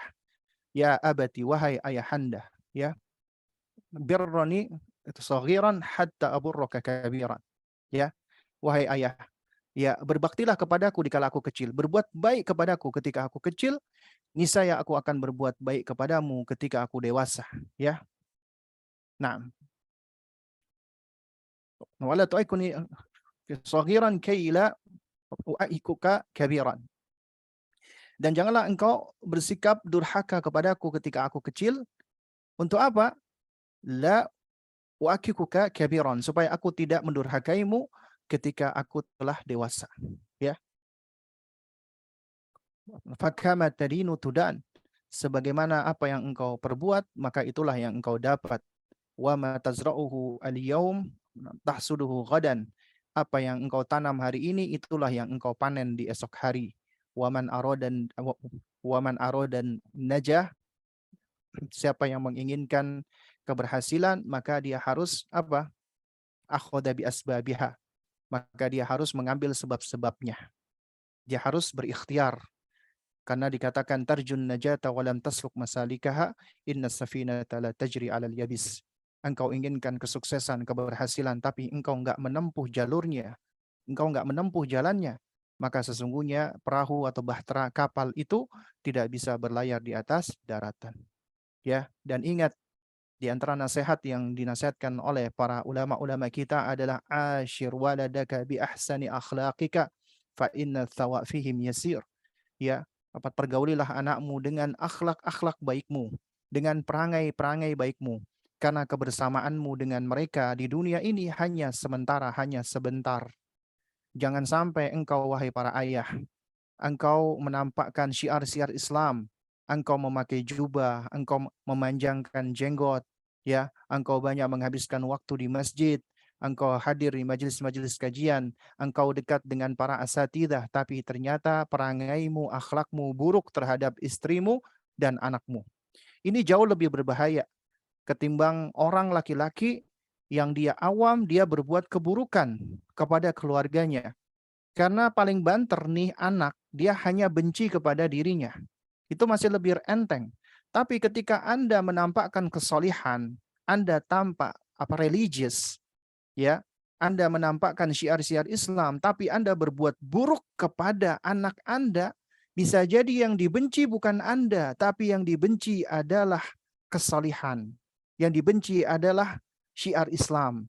Yang dibenci adalah agama yang Anda tampakkan kepada anak Anda. Itu jauh lebih berbahaya. Karenanya pergauli anakmu dengan akhlak baikmu. Karena Anda adalah contoh bagi mereka. Dan kebersamaanmu dengan mereka itu cuma sebentar. Jangan sampai engkau menjadi sebab mereka menjadi musuhmu kelak di akhirat juga di dunia. Ya, dan ingat bahwasanya afdhalul hadiyah fi auladika hiya hudhuruka. Ya, hadiah terbaik bagi anak-anakmu adalah engkau mau hadir membersamainya. The best present for your kids is your presence. Ya, jadi Anda nggak perlu ngasih hadiah yang muluk-muluk, nggak perlu ngasih hadiah yang bermacam-macam apa kepada mereka. Ketika engkau hadir membersamai mereka, ya, maka itu adalah hadiah yang terbaik. Ingat, di bagian terakhir ini itu dilakukan penelitian ya di sejumlah negara-negara barat, khususnya bagi keluarga-keluarga yang orang tuanya bekerja. Di situ ada namanya konsep GEM, Genuine Encounter Moment, ya, yaitu momen pertemuan asli. Ya, adalah 100% perhatian yang terfokus kepada anak. Jadi ini bukan cuma hadir secara fisik, tapi hadir seutuhnya, secara hati, jiwa, perhatian, dan kasih sayang. Bagaimana caranya? Anda mungkin kerja saat ini, sibuk. Tetap Anda bisa memberikan quality time dalam bentuk GEM, Genuine Encounter Moment. Bagaimana caranya? Yaitu dengan cara STL, Stop, Look, and Listen. Ya, stop. Artinya ketika Anda sudah bersama dengan anak Anda, stop, hentikan semua apa yang Anda lakukan, ya, dan sepenuhnya fokus pada anak Anda. Anda pegang handphone, stop, handphone Anda, letakkan. Anda pegang buku, stop, baca buku, letakkan buku Anda. Ya, Anda sedang ngobrol dengan seseorang, stop, hentikan ngobrol Anda, ya, kemudian arahkan fokus Anda kepada anak Anda. Kemudian look, lihat anak Anda. Ya, samakan level Anda dengan anak Anda. Ya, ketika anak Anda misalnya masih kecil, Anda duduk, ya. Jadi samakan wajah Anda sejajar dengan wajahnya. Tatap mata mereka dan berikan perhatian penuh. Tunjukkan bahwasanya Anda juga care dan concern dengan apa yang mereka lakukan. Anak bisa melihat. Mereka tuh ya lebih mampu untuk melihat tentang bahasa ekspresi Anda, mimik Anda, ya, daripada bahasa verbal Anda. Ketika Anda kelihatan excited bersama mereka, maka itu akan membangun memori mereka. Ternyata ayahku perhatian sama aku, sayang sama aku. Dan itulah yang akan menjadikan dan menguatkan attachment bonding Anda dengan ya anak Anda. Baru kemudian listen, dengarkan. Ya, dengarkan dengan seksama. Istima, bukan sekedar simak. Makanya dikatakan oleh Ibnu Taimiyah rahimahullah, ada perbedaan antara istima dengan simak. Simak itu cuma sekedar dengar. Anda membersamai anak, anak cerita, Anda sambil baca majalah, baca handphone, baca tablet, anak cerita, iya, iya, iya. Itu simak. Anda nggak benar-benar mendengarkan apa yang dia sampaikan. Nah, yang dibutuhkan di sini istima, dengarkan dengan seksama, ya. Jadi dengarkan dan berusaha untuk memahami. Jadi seakan-akan kita juga kurius, kita ingin tahu, ya, kita juga senang mendengarkan ceritanya, ya. Dan tanpa kita putus, tanpa kita judge, tanpa kita hakimi apa yang dia sampaikan sampai momen itu selesai. Jangan anak cerita kita potong. Kok gitu gini, jangan. Jadi biarkan. Jadi di sini kita hadir seutuhnya dan sepenuhnya, meskipun ya itu di dalam penelitian orang tua ini, ya, seorang ayah hadir sehari 15 menit aja dengan metode GEM ini, itu ternyata jauh lebih baik hasilnya daripada seorang ayah yang membersamai anaknya mungkin lebih dari 8 jam, tapi tidak berkualitas. Tidak ada genuine encounter moment ini. Nah, ini bisa menjadi solusi bagi orang tua yang mereka bekerja, ya, misalnya berangkat subuh, pulang malam, ya, sebelum anak tidur, maka berikan waktu Anda. Ya, gunakan metode GEM ini, genuine encounter moment ini. Ya, nah, jadi mudah-mudahan sedikit ini bisa memberikan manfaat bagi kita dan kita memohon kepada Allah, Allahumma allimna ma yanfa'una wa anfa'na ma 'allamtana wa zidna ilmah. Nah, berikutnya waktu dan tempat saya serahkan kembali kepada moderator kita. Baik Ustaz, jazakumullahu khairan Ustaz. Terima kasih atas materi yang disampaikan. Ini sekali lagi membuka hasanah ilmu pengetahuan ya, khususnya bagi mereka yang sudah mendapatkan amanah seorang putra ataupun putri, ataupun bagi mereka para ayah. Karena sejatinya belajar tentang parenting ini harusnya mulai dini Ustaz ya. Dia mengenal peran seorang ayah bahkan sebelum dia mendapatkan amanah sebagai seorang ayah. Seperti itu Ustaz ya. Baik, Ustaz. Nah, ya di kesempatan kali ini kita akan undang untuk peserta. Silakan bisa berinteraksi, bertanya langsung bersama dengan Ustaz Abu Salma Muhammad. penanya ikhwan ataupun akhwat, kami persilakan bisa raise hand. Kemudian untuk ikhwan, tafadhol silakan boleh menghidupkan fitur video. Kemudian untuk akhwat, mohon bisa bertanya menggunakan raise hand. Hanya saja tetap menonaktifkan video. Baik ya. Ya, panitia silakan. Assalamualaikum. Ya, kemudian raise hand dan panitia akan memilih yang pertama. Silakan Muhammad Syahrul. Assalamualaikum.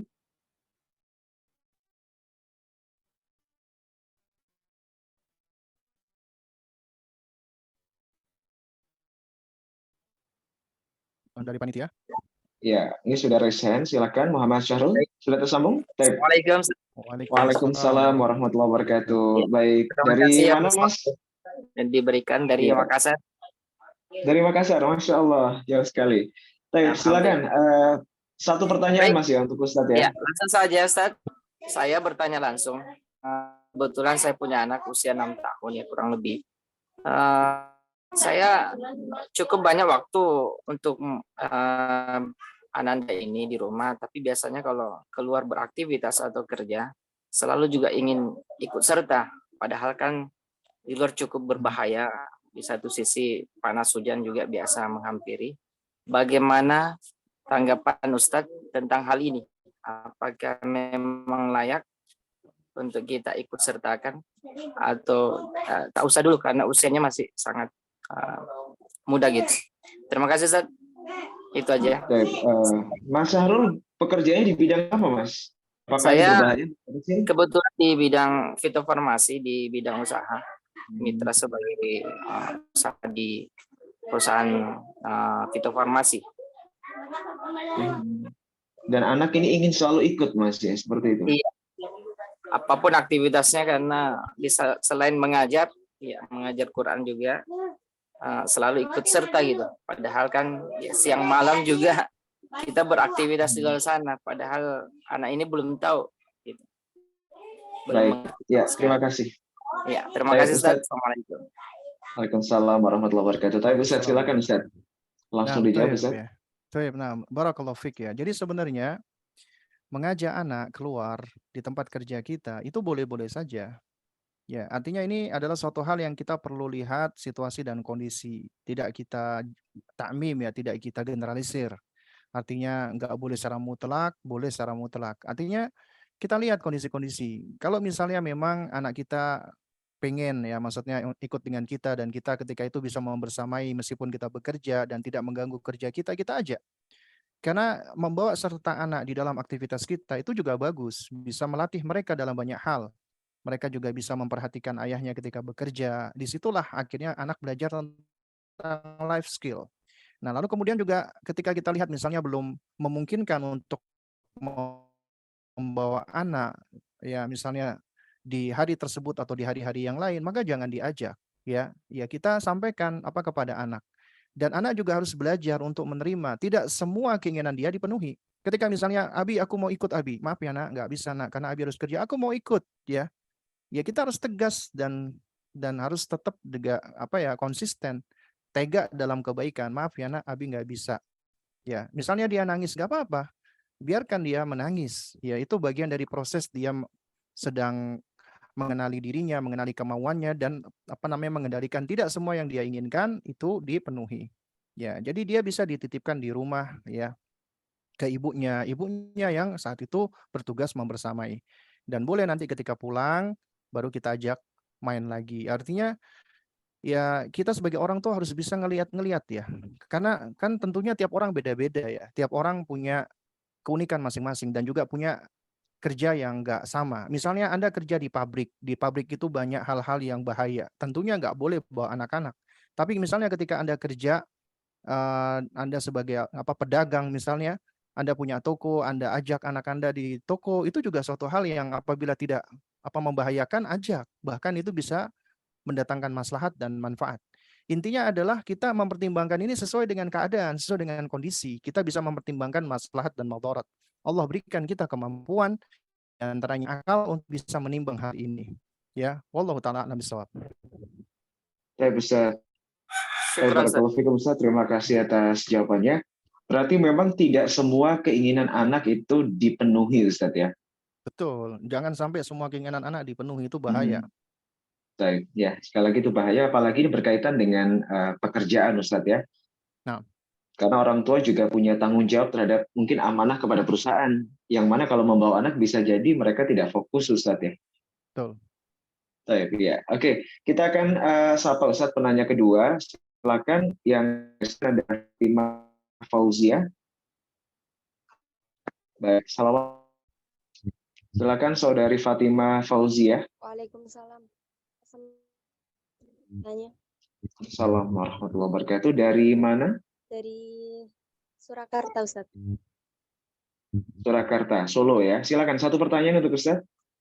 Bagaimana jika orang yang belum menikah, yaitu mencari calonnya itu melihat dari fatherless-nya itu bagaimana ya, Ustaz? Cara melihat sosok calon yang mana dia kehilangan figur ayahnya, seperti itu. Baik. Baik, terima kasih. Baik, Ustaz. Nah, Ustaz, silakan Ustaz.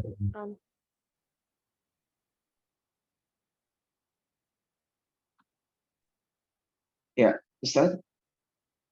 Halo. Nah, barusan kelempar dari Zoom. Mungkin bisa diulangi lagi nih. Ya, Fatimah, Ustaz penanya dari Surakarta, dia menanyakan bagaimana cara mengecek calon pasangan kita, seorang ikhwan atau laki-laki, yang mana dia ini masa kecilnya kehilangan sosok ayah atau tidak, seperti itu. Bagaimana kita tahu dia memiliki figur? Afan, suara antum tadi putus-putus. Bagaimana apa tadi? Saya bisa Tiana ulang. Kok masih dari putus-putus ya? penanya. Ini apa jaringan Anda yang jelek kayaknya nih? Ustaz, kita ya. bisa Anda mendengar mau ganti suara wifi antum dulu dengan sebentar. jelas. Ustaz. Sebentar. Ya, peserta yang lainnya, silakan bisa. Saya Ustaz. Untuk peserta yang lainnya yang bertanya, kami persilakan bisa mengirimkan pertanyaan di fitur chat ya atau di grup yang telah dibuat oleh panitia. Kemudian panitia akan memberikan filter terhadap pertanyaan yang diberikan dan kita akan bacakan insya Allah. Sambil kita menantikan kesempatan untuk dijawab langsung oleh Ustadz Abu Salma Muhammad yang saat ini sedang ada sedikit gangguan qadarullah ya. Tapi kita sampaikan terima kasih sekali lagi untuk media partner yang membersamai webinar kali ini. Ada Ulingi Mengaji, kemudian BMSTDI Putri, Mothergood.ly, Benah_ID, Fakih STDIS Putri, Bata Private dan juga Keluarga Rebani. Kemudian kita juga sampaikan terima kasih bagi sponsorship HSI Abdullah Roy dan juga Madrasah Mar'ah Solihah. Ustadz Abu Salma Muhammad sudah bisa kembali bergabung, Ustadz? Ya, alhamdulillah. Tadi sempat ada masalah jaringan tadi. Baik, Ustadz. Barakallahu fiik. Ana ulang Ustadz ya pertanyaannya. Ya, tadi boleh. Penanya kedua dari Saudari Fatimah di Solo, Ustadz. Pertanyaannya adalah bagaimana cara kita mengetahui calon pasangan, Ustadz ya? Calon pasangan atau seorang ikhwan yang mana dia kehilangan sosok ayah atau fatherless semasa kecil atau mudanya, Ustadz. Bagaimana kita mengenal sosok calon? Maksudnya calon sosok calon untuk dinikahi, suami gitu, betul, untuk dijadikan suami. Kemudian bagaimana cara mengetahui bagi seorang akhwat ini bahwa calon yang akan dia kenali atau dekati ini adalah sosok yang dulunya mengalami figur fatherless, Ustaz. Oh, nah, toyib ya. Jadi sebenarnya begini ya, memang untuk bisa mengenali calon pasangan ya, ini memang suatu hal yang susah gampang atau gampang-gampang susah ya. Jadi gantung bagaimana Allah Subhanahu wa taala kemudahan pada seseorang. Ya, artinya sebagai seorang muslimah ya kita memang perlu untuk berhati-hati ketika ada seorang laki-laki yang akan datang ya, kemudian hendak meminang ya. Itu kita harus melihat dari beberapa sisi ya. Kalau Rasulullah Shallallahu Alaihi Wasallam itu sudah mewanti-wanti kepada ahli bagi wanita, ya. Nabi mengatakan ya idza atakum atau idza ja'akum man apa namanya?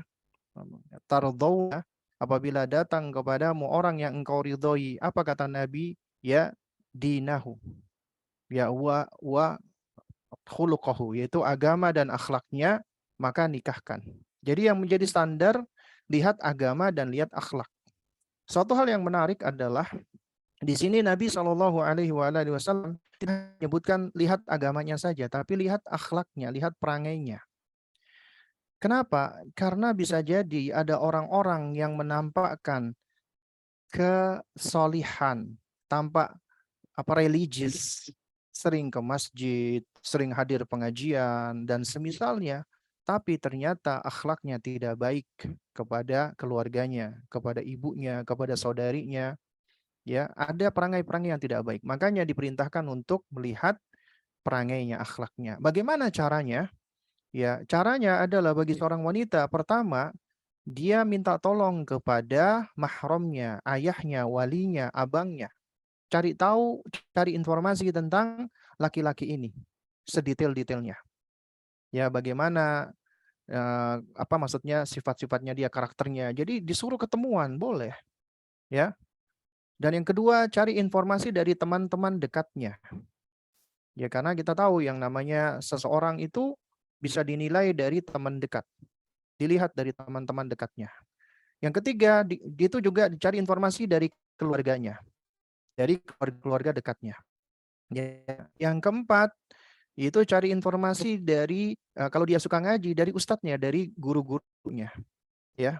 Nah, jika dia udah dapat informasi itu semua dan kita memang dari informasi nggak ada jaminan, ya, makanya kita awal dengan kita memohon bimbingan dari Allah dengan cara kita sholat istikharah.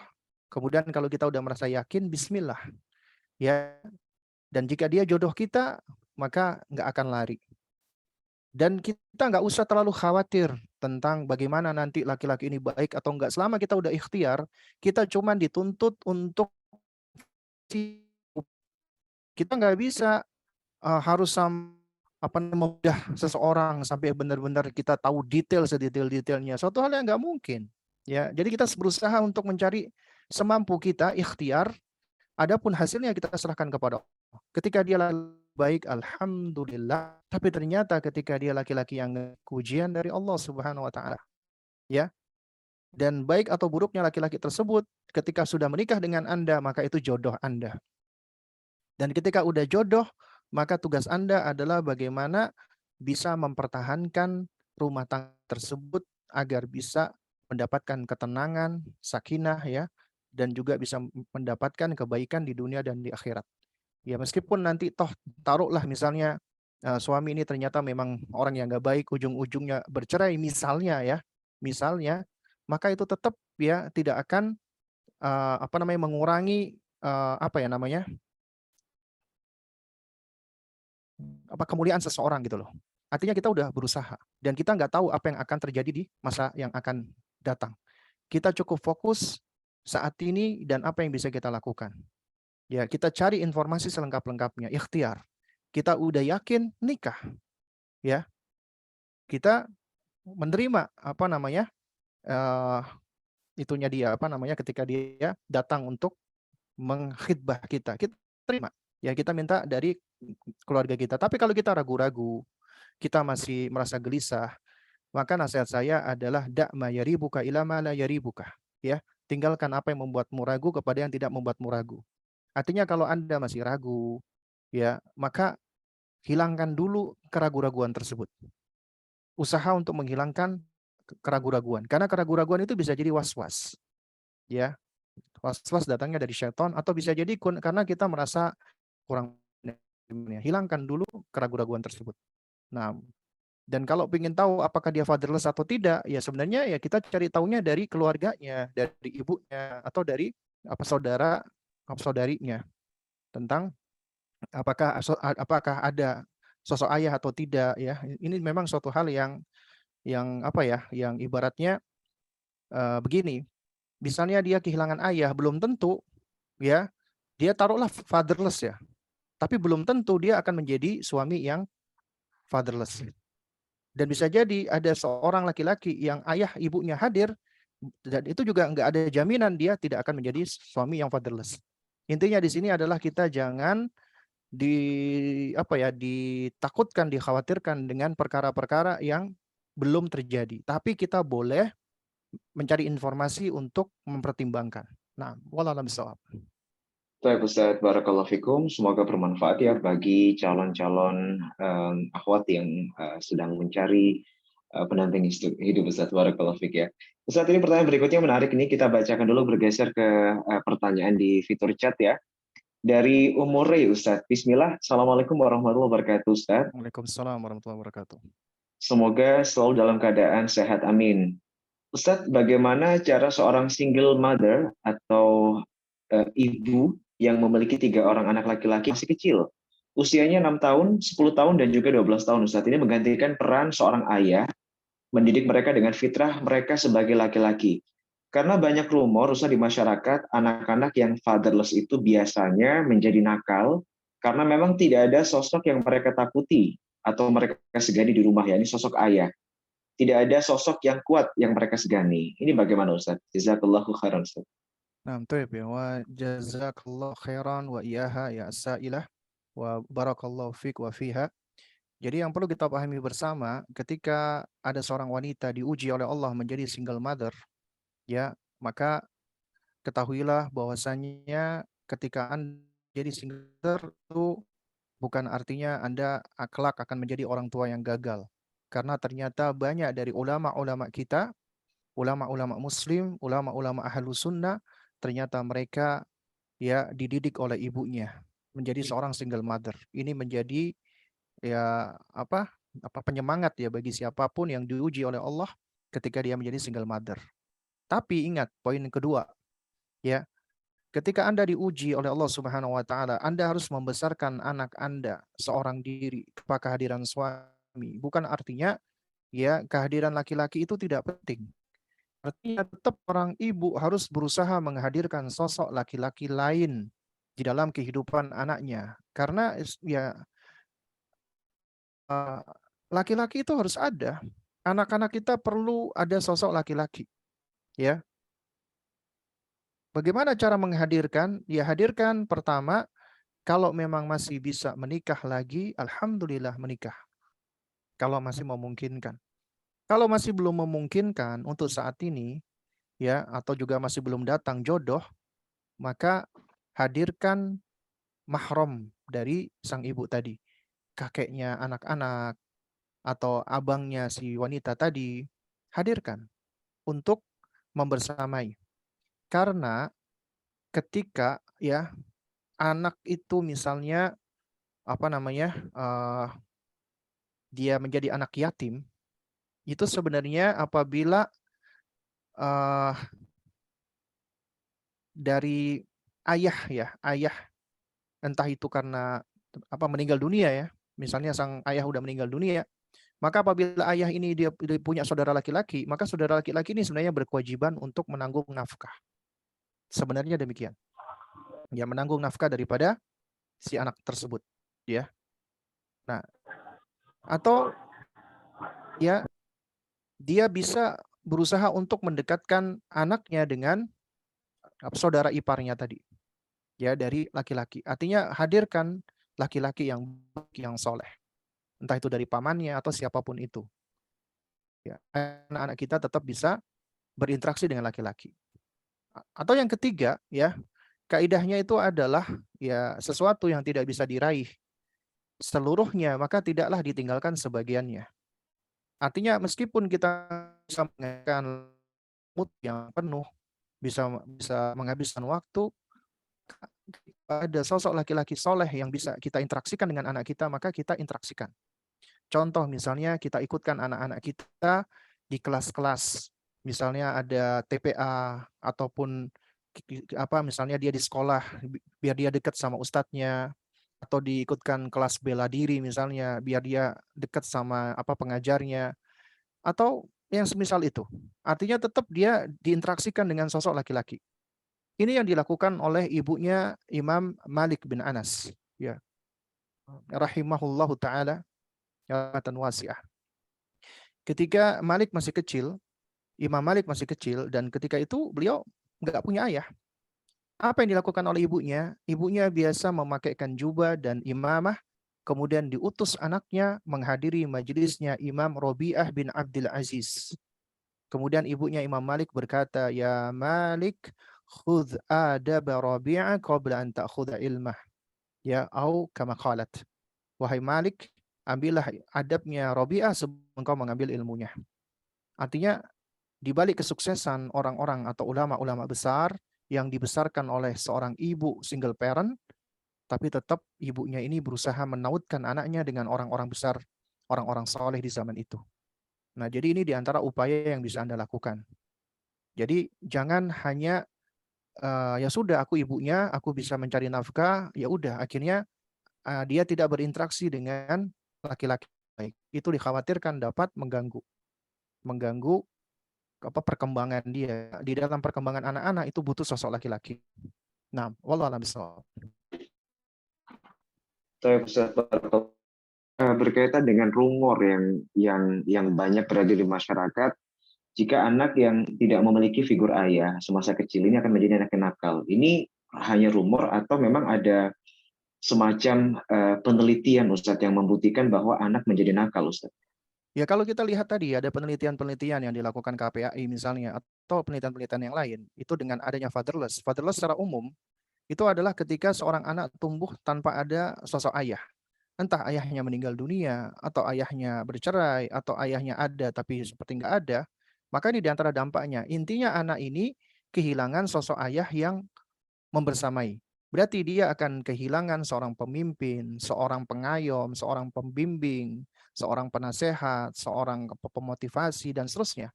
Dan ini tentunya akan menyebabkan si anak menjadi menjadi ada yang hilang dari dirinya, dan itu juga bisa mempengaruhi. Dan tidak dipungkiri munculnya kenakalan-kenakalan ya, ataupun perbuatan-perbuatan buruk ya dari anak-anak, terutama anak remaja, itu karena memang faktor fatherless. Itu suatu hal yang tidak bisa dipungkiri. Ya, ini ini adalah suatu hal yang bersifat kauniyah ya, ada sebab akibat, meskipun tidak mutlak demikian. Karena ada mungkin di antara anak-anak yang Allah jaga, Allah lindungi ya sesuai dengan kehendak Allah, tapi secara kauniyah, sebab akibat, ya ini suatu hal yang sangat mungkin terjadi. Nah, jadi kalau dikatakan sekedar rumor sih ya sepertinya juga tidak sebenarnya. Baik, Ustaz. Barakallahu fikum, Ustaz. Baik, kita akan sapa kembali penanya yang ingin bertanya secara langsung. Kami persilakan ya. Silakan raise hand terlebih dahulu, kemudian menyebutkan nama dan asalnya, kemudian satu pertanyaan bagi Ustaz ya. Kita ke K5I Ubaidillah. Silakan, sudah raise hand. Assalamualaikum. Assalamualaikum. Waalaikumsalam warahmatullahi wabarakatuh. Dari siapa? Saya Ubaidillah dari Gresik. Pak Ubaidillah dari Gresik. Ya, silakan Pak, satu pertanyaan Pak. Izin bertanya Ustaz. Jadi gini, saya kan lahir di keluarga fatherless ya. Namun saya sudah berkeluarga sekarang. Lah, tapi ayah fatherless-nya ini dalam lingkup ayah saya tidak berperan sebagai ayah yang seharusnya. Lah, sekarang ini adik saya kan belum menikah. Lah, adik saya ini dibiarkan sama ayah saya kayak mengikuti pergaulan bebas yang di zaman sekarang ini, tapi cuman nggak sebebas yang ekstrim gitu, cuman berpakaiannya ini nggak sesuai syar'i. Adik antum laki atau perempuan? Laki-laki, adik saya laki-laki. Adik saya perempuan, maaf. Akhwat. Berpakaiannya tidak syar'i, pakai celana jeans, terus lekuk tubuhnya kelihatan meskipun tertutup semua, terus sering ikhtilat, bercampur sama laki-laki dengan perempuan, pokoknya gaul gitu loh Ustaz. Lah, saya sudah bilang ke ayah saya, menasihati bahwa untuk mendidik adik saya sesuai dengan ajaran Islam. Namun ayah saya mengabaikan. Apakah kewajiban saya sebagai anak ini gugur, atau saya harus berperan sebagai ayah kepada adik saya, Ustaz? Nah, Barakallahu Baik, fiik ya. terima kasih atas pertanyaannya. Silakan Ustaz dari Pak Ubaidillah. Nah, toyib ya, barakallahu fiik wa jazakallah khairan ya. Dan mudah-mudahan Allah memudahkan semua urusan antum dan kita semua. Dan Allah berikan untuk kita semua taufik ya dan hidayah. Nah, toyib. Jadi sebenarnya apabila ayah kita masih ada, maka anak itu menjadi tanggung jawab seorang ayah. Ya, sampai dia balik, kecuali wanita. Wanita itu masih menjadi tanggung jawab seorang ayah. Tanggung jawab ayahnya sampai dia menikah. Karena itu apabila seorang ayah tidak menasehati, tidak mengarahkan, tidak membimbing, ya, tidak beramar ma'ruf nahi mungkar kepada anak perempuannya, dibiarkan begitu saja, maka ayah ini berdosa. Ya, Allah akan hisab nanti, Allah akan minta pertanggungjawaban. Jadi antum ingatkan ini. Ya, antum ingatkan. Nggak apa-apa antum nakut-nakutin ayah Anda, ya, ayah antum dengan cara yang baik. Misalnya, Pak, aku saya ngambil sampean, Pak. Aku khawatir nanti ketika nanti di hari kiamat Allah minta pertanggungjawaban. Udah kita nasihati, masih tetap ngeyel, ya kewajiban kita cuma menyampaikan. Hidayah di tangan Allah Subhanahu wa taala. Selama kita sudah menasihati cukup. Kemudian kita wajib juga menasihati adik kita, karena ketika seorang ayah tidak berperan, tidak memiliki andil di dalam membimbing anak perempuannya, maka antum sebagai anak laki-laki, antum juga punya ya kewajiban di situ untuk menasihati adik antum. Juga sama semampunya, nasihati dengan cara baik, berikan arahan, bimbingan. Sebelum antum nasihati, antum ambil dulu hatinya, ta'liful qulub. Perbaiki dulu koneksi antum dengan adik antum. Meskipun dia perempuan, dia tetap butuh sosok laki-laki yang bisa melindungi. Mungkin dia kehilangan sosok pelindung, maka jadilah pelindung baginya. Ya, jadilah orang yang dekat dengannya. Jadilah abang yang peduli dengan dirinya. Jadilah abang yang si adik ini mau curhat dengannya. Ya berusaha untuk apa? Untuk dekat dengan dirinya. Kalau kita udah dekat, kita akan lebih mudah untuk memberikan nasihat. Kemudian kita doakan ayah kita, doakan ya adik perempuan kita. Kemudian juga kalau ibu masih ada, kita bisa melalui pendekatan dari ibu agar ibu juga memberikan nasihat kepada si adik perempuan ini. Intinya tugas kita berusaha ikhtiar, menyampaikan, kita berikan bayan wa irsyad, adapun taufik di tangan Allah. Kita doakan, ya mudah-mudahan Allah memberikan taufik, ya selebihnya kita serahkan kepada Allah. Nah, wallahu a'lam bishawab. Ustaz, barakallahu fikum. Kita ke penanya berikutnya dari saudari Levana dari Madiun, Ustaz. Pertanyaannya adalah, Ustadz, bagaimana cara kita membangun komunikasi dengan sosok ayah yang sebenarnya kita itu sudah berusaha, namun dari ayah hanya diam dan tidak berusaha untuk membalas, Ustadz. Ya, itu tadi. Jadi sebenarnya intinya figur ayah yang pasif, Ustadz ya. Nah, jadi intinya begini loh. Intinya itu adalah kita harus bisa memahami dua hal. Ada hal yang kita sanggup ya atau itu berada di bawah kendali kita, ada hal yang di luar dari kendali kita. Ya. Hal yang ada di luar kendali kita adalah kita nggak bisa mengendalikan respon orang lain terhadap diri kita. Nggak bisa. Tapi kita bisa mengendalikan bagaimana kita berinteraksi dengan orang lain, merespon orang lain. Kita bisa, kita mampu.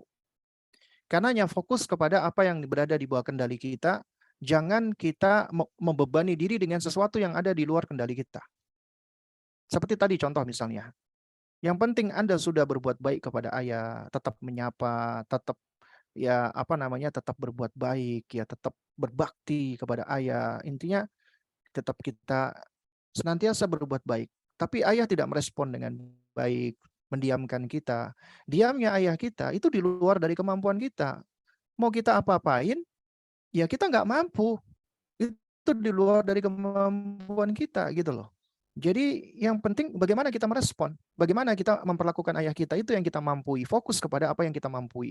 Tetap kita berbuat baik, tetap kita sapa, tetap kita ucapkan salam, ya tetap kita layani semampu kita. Adapun ayah tetap diam dan sebagainya, maka ya kita doakan, ya mudah-mudahan Allah berikan ampunan, Allah berikan taufik, tetap bagaimanapun juga dia adalah ayah kita. Nah, wallahu a'lam bishawab. Ustaz, barakallahu fikum. Berarti tetap ikhtiar sebagai seorang anak juga terus menyapa, Ustaz ya? Iya, terus. Jadi jangan sampai karena ayah diem kita ikut diem. Kemudian ayah kita ngambek, kita ikut ngambek. Jangan. Karena kita mampu untuk mengendalikan diri kita dengan izin Allah. Tapi kita nggak Baik, mampu mengendalikan orang tua kita. baik, Nah, Ustaz. Barakallahu fiikum ya.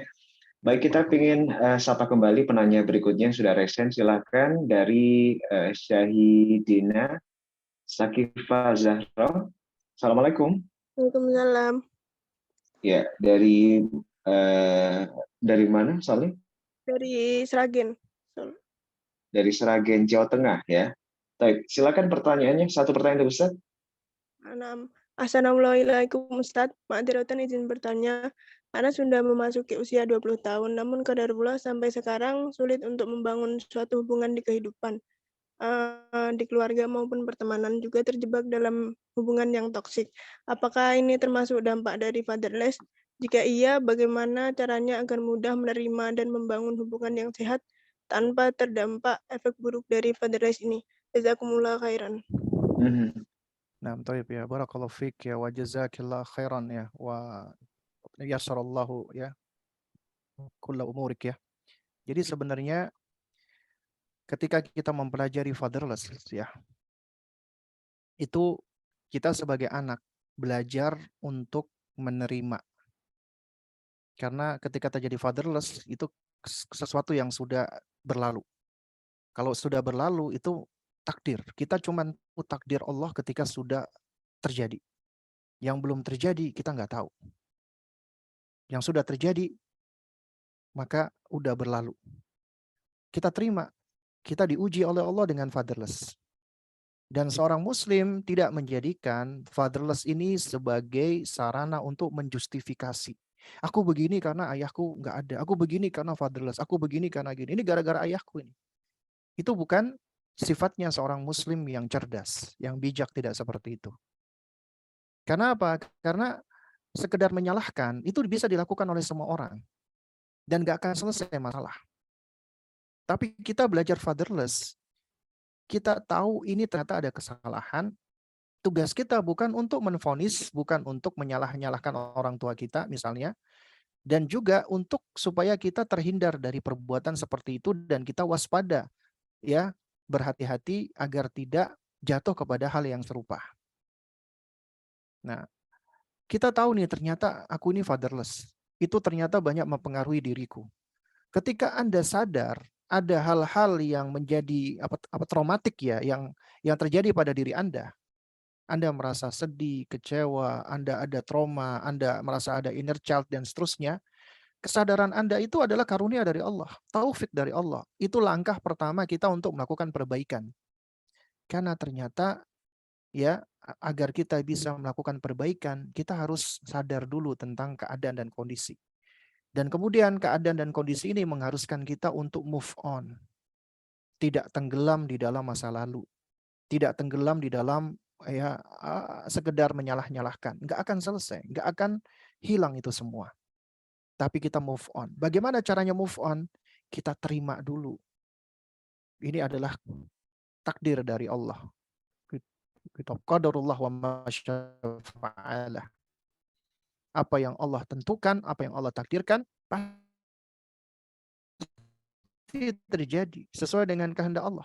Kita terima itu. Kemudian ini ujian dari Allah.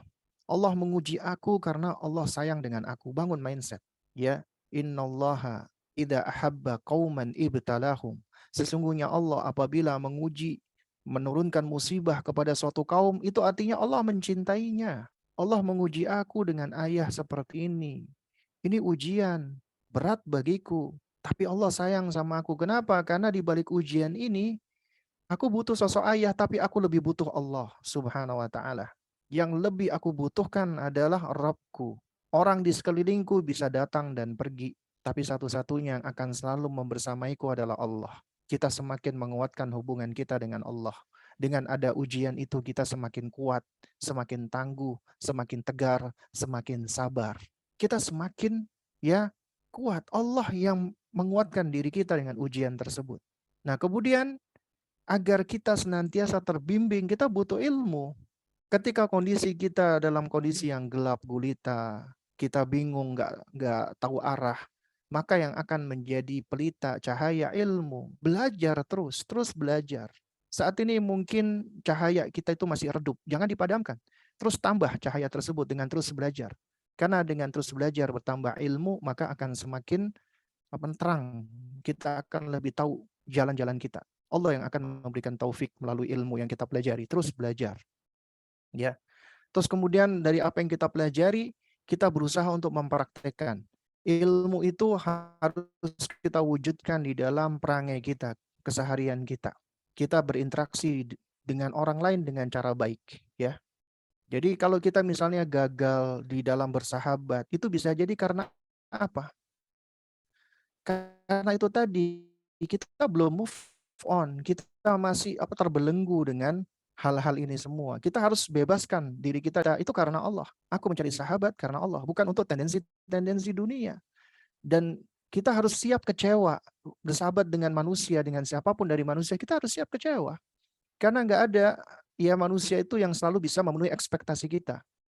Karena tetap biar bagaimanapun mereka manusia biasa, punya kekurangan, punya sifat jelek, sebagaimana kita juga demikian. Karena itu makanya kita ketika bersahabat, ya bangun karena Allah, kita bersahabat karena apa? Karena tadi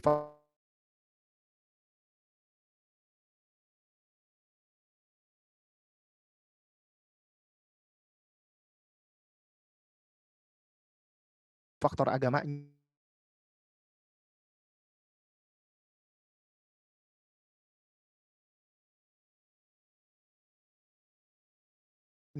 Karena kesolehannya. Kemudian ketika dia berbuat buruk, kita belajar tahan orang. Katakan hal kita nggak ambil pusing dengan tunggit kesalahannya. Jangan kita cari-cari kesalahannya. Maka kita akan bisa hidup dengan tenang, dengan damai. Ya, asalkan itu tadi, terus lakukan itu tadi. Nah, wallahu a'lam bishawab.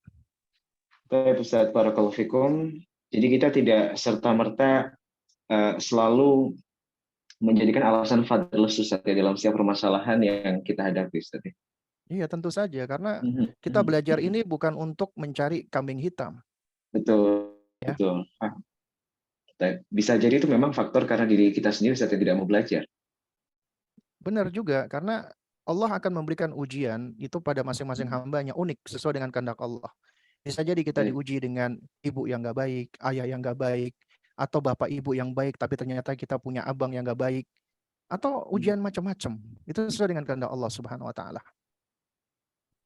Jadi kita harus menerima ya. Nah, wafik barakallah.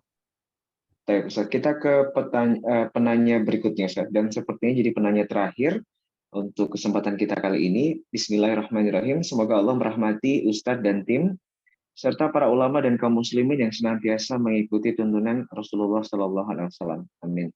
Dari saudara Maudujil Rahim, Maudud Jimal Rahim, ya. Afwan Ustadz, ada adik ipar laki-laki yang sejak kelas 3 SD ditinggal wafat ayahnya, dan saat masuk ke SMP diasuh oleh kakak perempuannya belum menikah. Saat usianya 18 tahun, kakaknya yang mengasuhnya ini menikah, dan setahun kemudian ibunya menikah lagi. Tidak lama kemudian, perilakunya menjadi tertutup dan tidak mau melanjutkan kuliahnya. Di lingkungan keluarga, hanya ibunya saja yang mau diajak berkomunikasi. Kendalanya saat itu ibunya sudah tidak serumah lagi dengan dia. Kemudian, Ustadz, pertanyaannya, bagaimana sebaiknya menyikapi kondisi adiknya ini, Ustadz? Ini adiknya laki-laki atau perempuan tadi? Nah, ini yang tidak laki-laki, Ustaz. Laki-laki yang juga sudah ditinggal ayahnya, Ustaz. Nah, baik ya. Barakallahu fik ya, wa fiha wa fihim. Jadi sebenarnya ketika Anda sebagai kakak, Anda menaruh perhatian dengan adik Anda, itu suatu hal yang Masya Allah, yang patut diapresiasi. Karena Anda pun juga mengalami hal yang sama dengan adik Anda. Anda mengalami fatherless. Karena kalau adik Anda kehilangan ayahnya, Anda pun juga sama dong. Ya, tapi alhamdulillah ternyata Allah berikan taufik kepada diri Anda. Ya, karena Allah akan memberikan hidayah kepada siapa saja yang Allah kehendaki. Karena itu syukuri hidayah tersebut. Hidayah itu lepas dari diri kita. Karena kita harus terus belajar, terus menuntut ilmu. Ya, karena di antara cara kita untuk mempertahankan hidayah, belajar dan selalu bersyukur dan meminta kepada Allah Subhanahu wa taala, mensyukuri atas nikmat termasuk nikmat hidayah dan meminta kepada Allah agar diberikan keistiqomahan dan tsabat. Ya, kemudian yang kedua, ya, berkaitan dengan kondisi adik kita akhirnya menjadi menutup diri, ya, kemudian dia enggan bersosialisasi, maka apa yang kita lakukan? Yang kita lakukan adalah kita berusaha untuk mendekati adik kita tadi, ya, karena langkah pertama di dalam dakwah termasuk pendidikan itu adalah ta'liful qulub, ya, mengambil hati dulu, melunakkan hati dulu, ya, membangun koneksi dulu. Karena apabila hatinya itu sudah lunak, maka akan lebih mudah untuk dinasehati. Jadi Anda dekati adik Anda, jadilah kakak yang baik dengan adik Anda, ya. Intinya kita berikhtiar, kita menjadi kakak yang asik buat adik kita. Ketika dia sulit untuk ngomong dengan orang lain, ya kita coba pelan-pelan ya agar dia mau membuka dirinya terhadap diri kita, ya. Dan itu juga butuh waktu, ya. Jangan kita paksa, jangan kita, kenapa sih kamu kok nggak mau ngomong dengan kakak? Jangan. Ya, kita kasih dia hadiah, kemudian kita kasih mungkin hal-hal remeh, misalnya kita bikin mie, kita bikinkan mie, kemudian kita ngobrol-ngobrol ringan atau enteng. Namanya manusia, itu ada jiwa sosialnya. Ketika diajak ngomong-ngomong enteng, dia akan menjawab. Baru kemudian pelan-pelan kita ajak ngobrol yang lebih mendalam, dan seterusnya. Ya, sampai akhirnya dia merasa nyaman dengan kita. Intinya begini loh, seseorang dia itu akan mau terbuka ketika dia mendapatkan kenyamanan dan keamanan. Dia merasa secure, aman, dan dia merasa nyaman dengan orang tersebut. Maka jadikan diri Anda orang yang nyaman dan aman. Artinya Anda orang yang akan bisa menjaga privasi dia dan seterusnya. Ya. Nah, jadi insya Allah dengan Anda melakukan hal ini, dia akan mau terbuka. Ketika dia terbuka, dia mau bercerita, maka Anda coba lihat ceritanya dia. Anda dengarkan baik-baik dengan sama. Dari situ Anda baru bisa menimbang apa nih masalahnya. Baru kemudian kita bisa kasih nasihat dia pelan-pelan. Dan intinya ya tadi, sebagaimana kita telah sampaikan berulang-ulang, tugas kita itu cuman menyampaikan. Inna alainal balagh. Ya, kewajiban kita itu cuman menyampaikan. Dan yang memberikan hidayah, taufik Allah Subhanahu wa taala. Ya, selama kita udah berusaha, berikhtiar semampu kita, kita berdoa, serahkan kepada Allah Azza wa Jalla. Nah, Allah alam shawab. Ya, Ustaz, barakallahu fikum. Kita sampaikan terima kasih Ustaz Jazakumullahu khairan atas waktu yang telah Antum berikan untuk kami di sini, dan insya Allah banyak sekali lagi faedah dan juga kebermanfaatan yang insya Allah kita dapatkan, dan semoga Allah bisa pertemukan kembali kita di lain kesempatan Ustaz. Amin, amin. Amin, barakallahu fikum. Tafadhol Ustaz, Antum bisa meninggalkan Zoom meeting. Barakallahu fikum. Baik Ustaz, ya. Kita sampaikan terima kasih juga sekali lagi kepada seluruh peserta yang telah mengikuti webinar yang digagas oleh kelompok 1 Putri KKN SD Imam Syafi'i Jember, dan kami mewakili panitia juga mengundang kepada para peserta sekalian untuk mendukung dakwah bersama kami dengan donasi, dan insya Allah dana tersebut akan disalurkan untuk kemaslahatan program-program KKN Putri tahun 2023. Di antaranya adalah webinar, talk show, daurah online, ada bedah buku online, kemudian ada lomba online, kemudian pembelajaran bahasa Arab offline, pelatihan sholat, halakoh, dan juga dana operasional lainnya. Silakan salurkan ke BNI virtual account di nomor rekening 9888-270-51234601 atas nama donasi KKN kelompok 1. Dan informasi berkaitan dengan KKN, silakan follow di akun Instagram @kknstdiis_official. Kami sampaikan juga terima kasih sekali lagi untuk media partner dan juga sponsorship, Haisat Lahri dan juga Madrasah Mar'ah Solihah. Mewakili kelompok 1 KKN Putri SD Imam Syafi'i Jember, kami ucapkan mohon maaf karena memang tidak semua pertanyaan bisa kami sampaikan. Sekali lagi karena antusiasme yang luar biasa dan juga keterbatasan waktu, dan semoga pertemukan kembali di webinar berikutnya. Wassalamualaikum warahmatullahi wabarakatuh.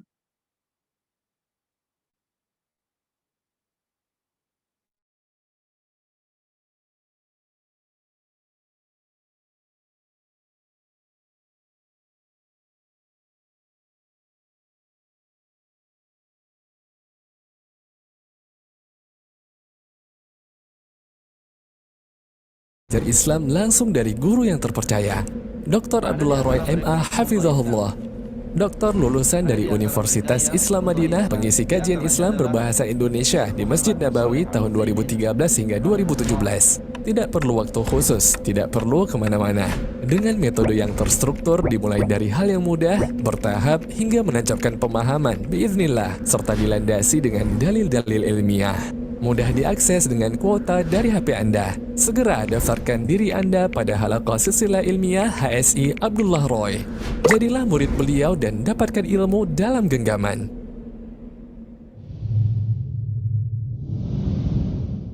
KKN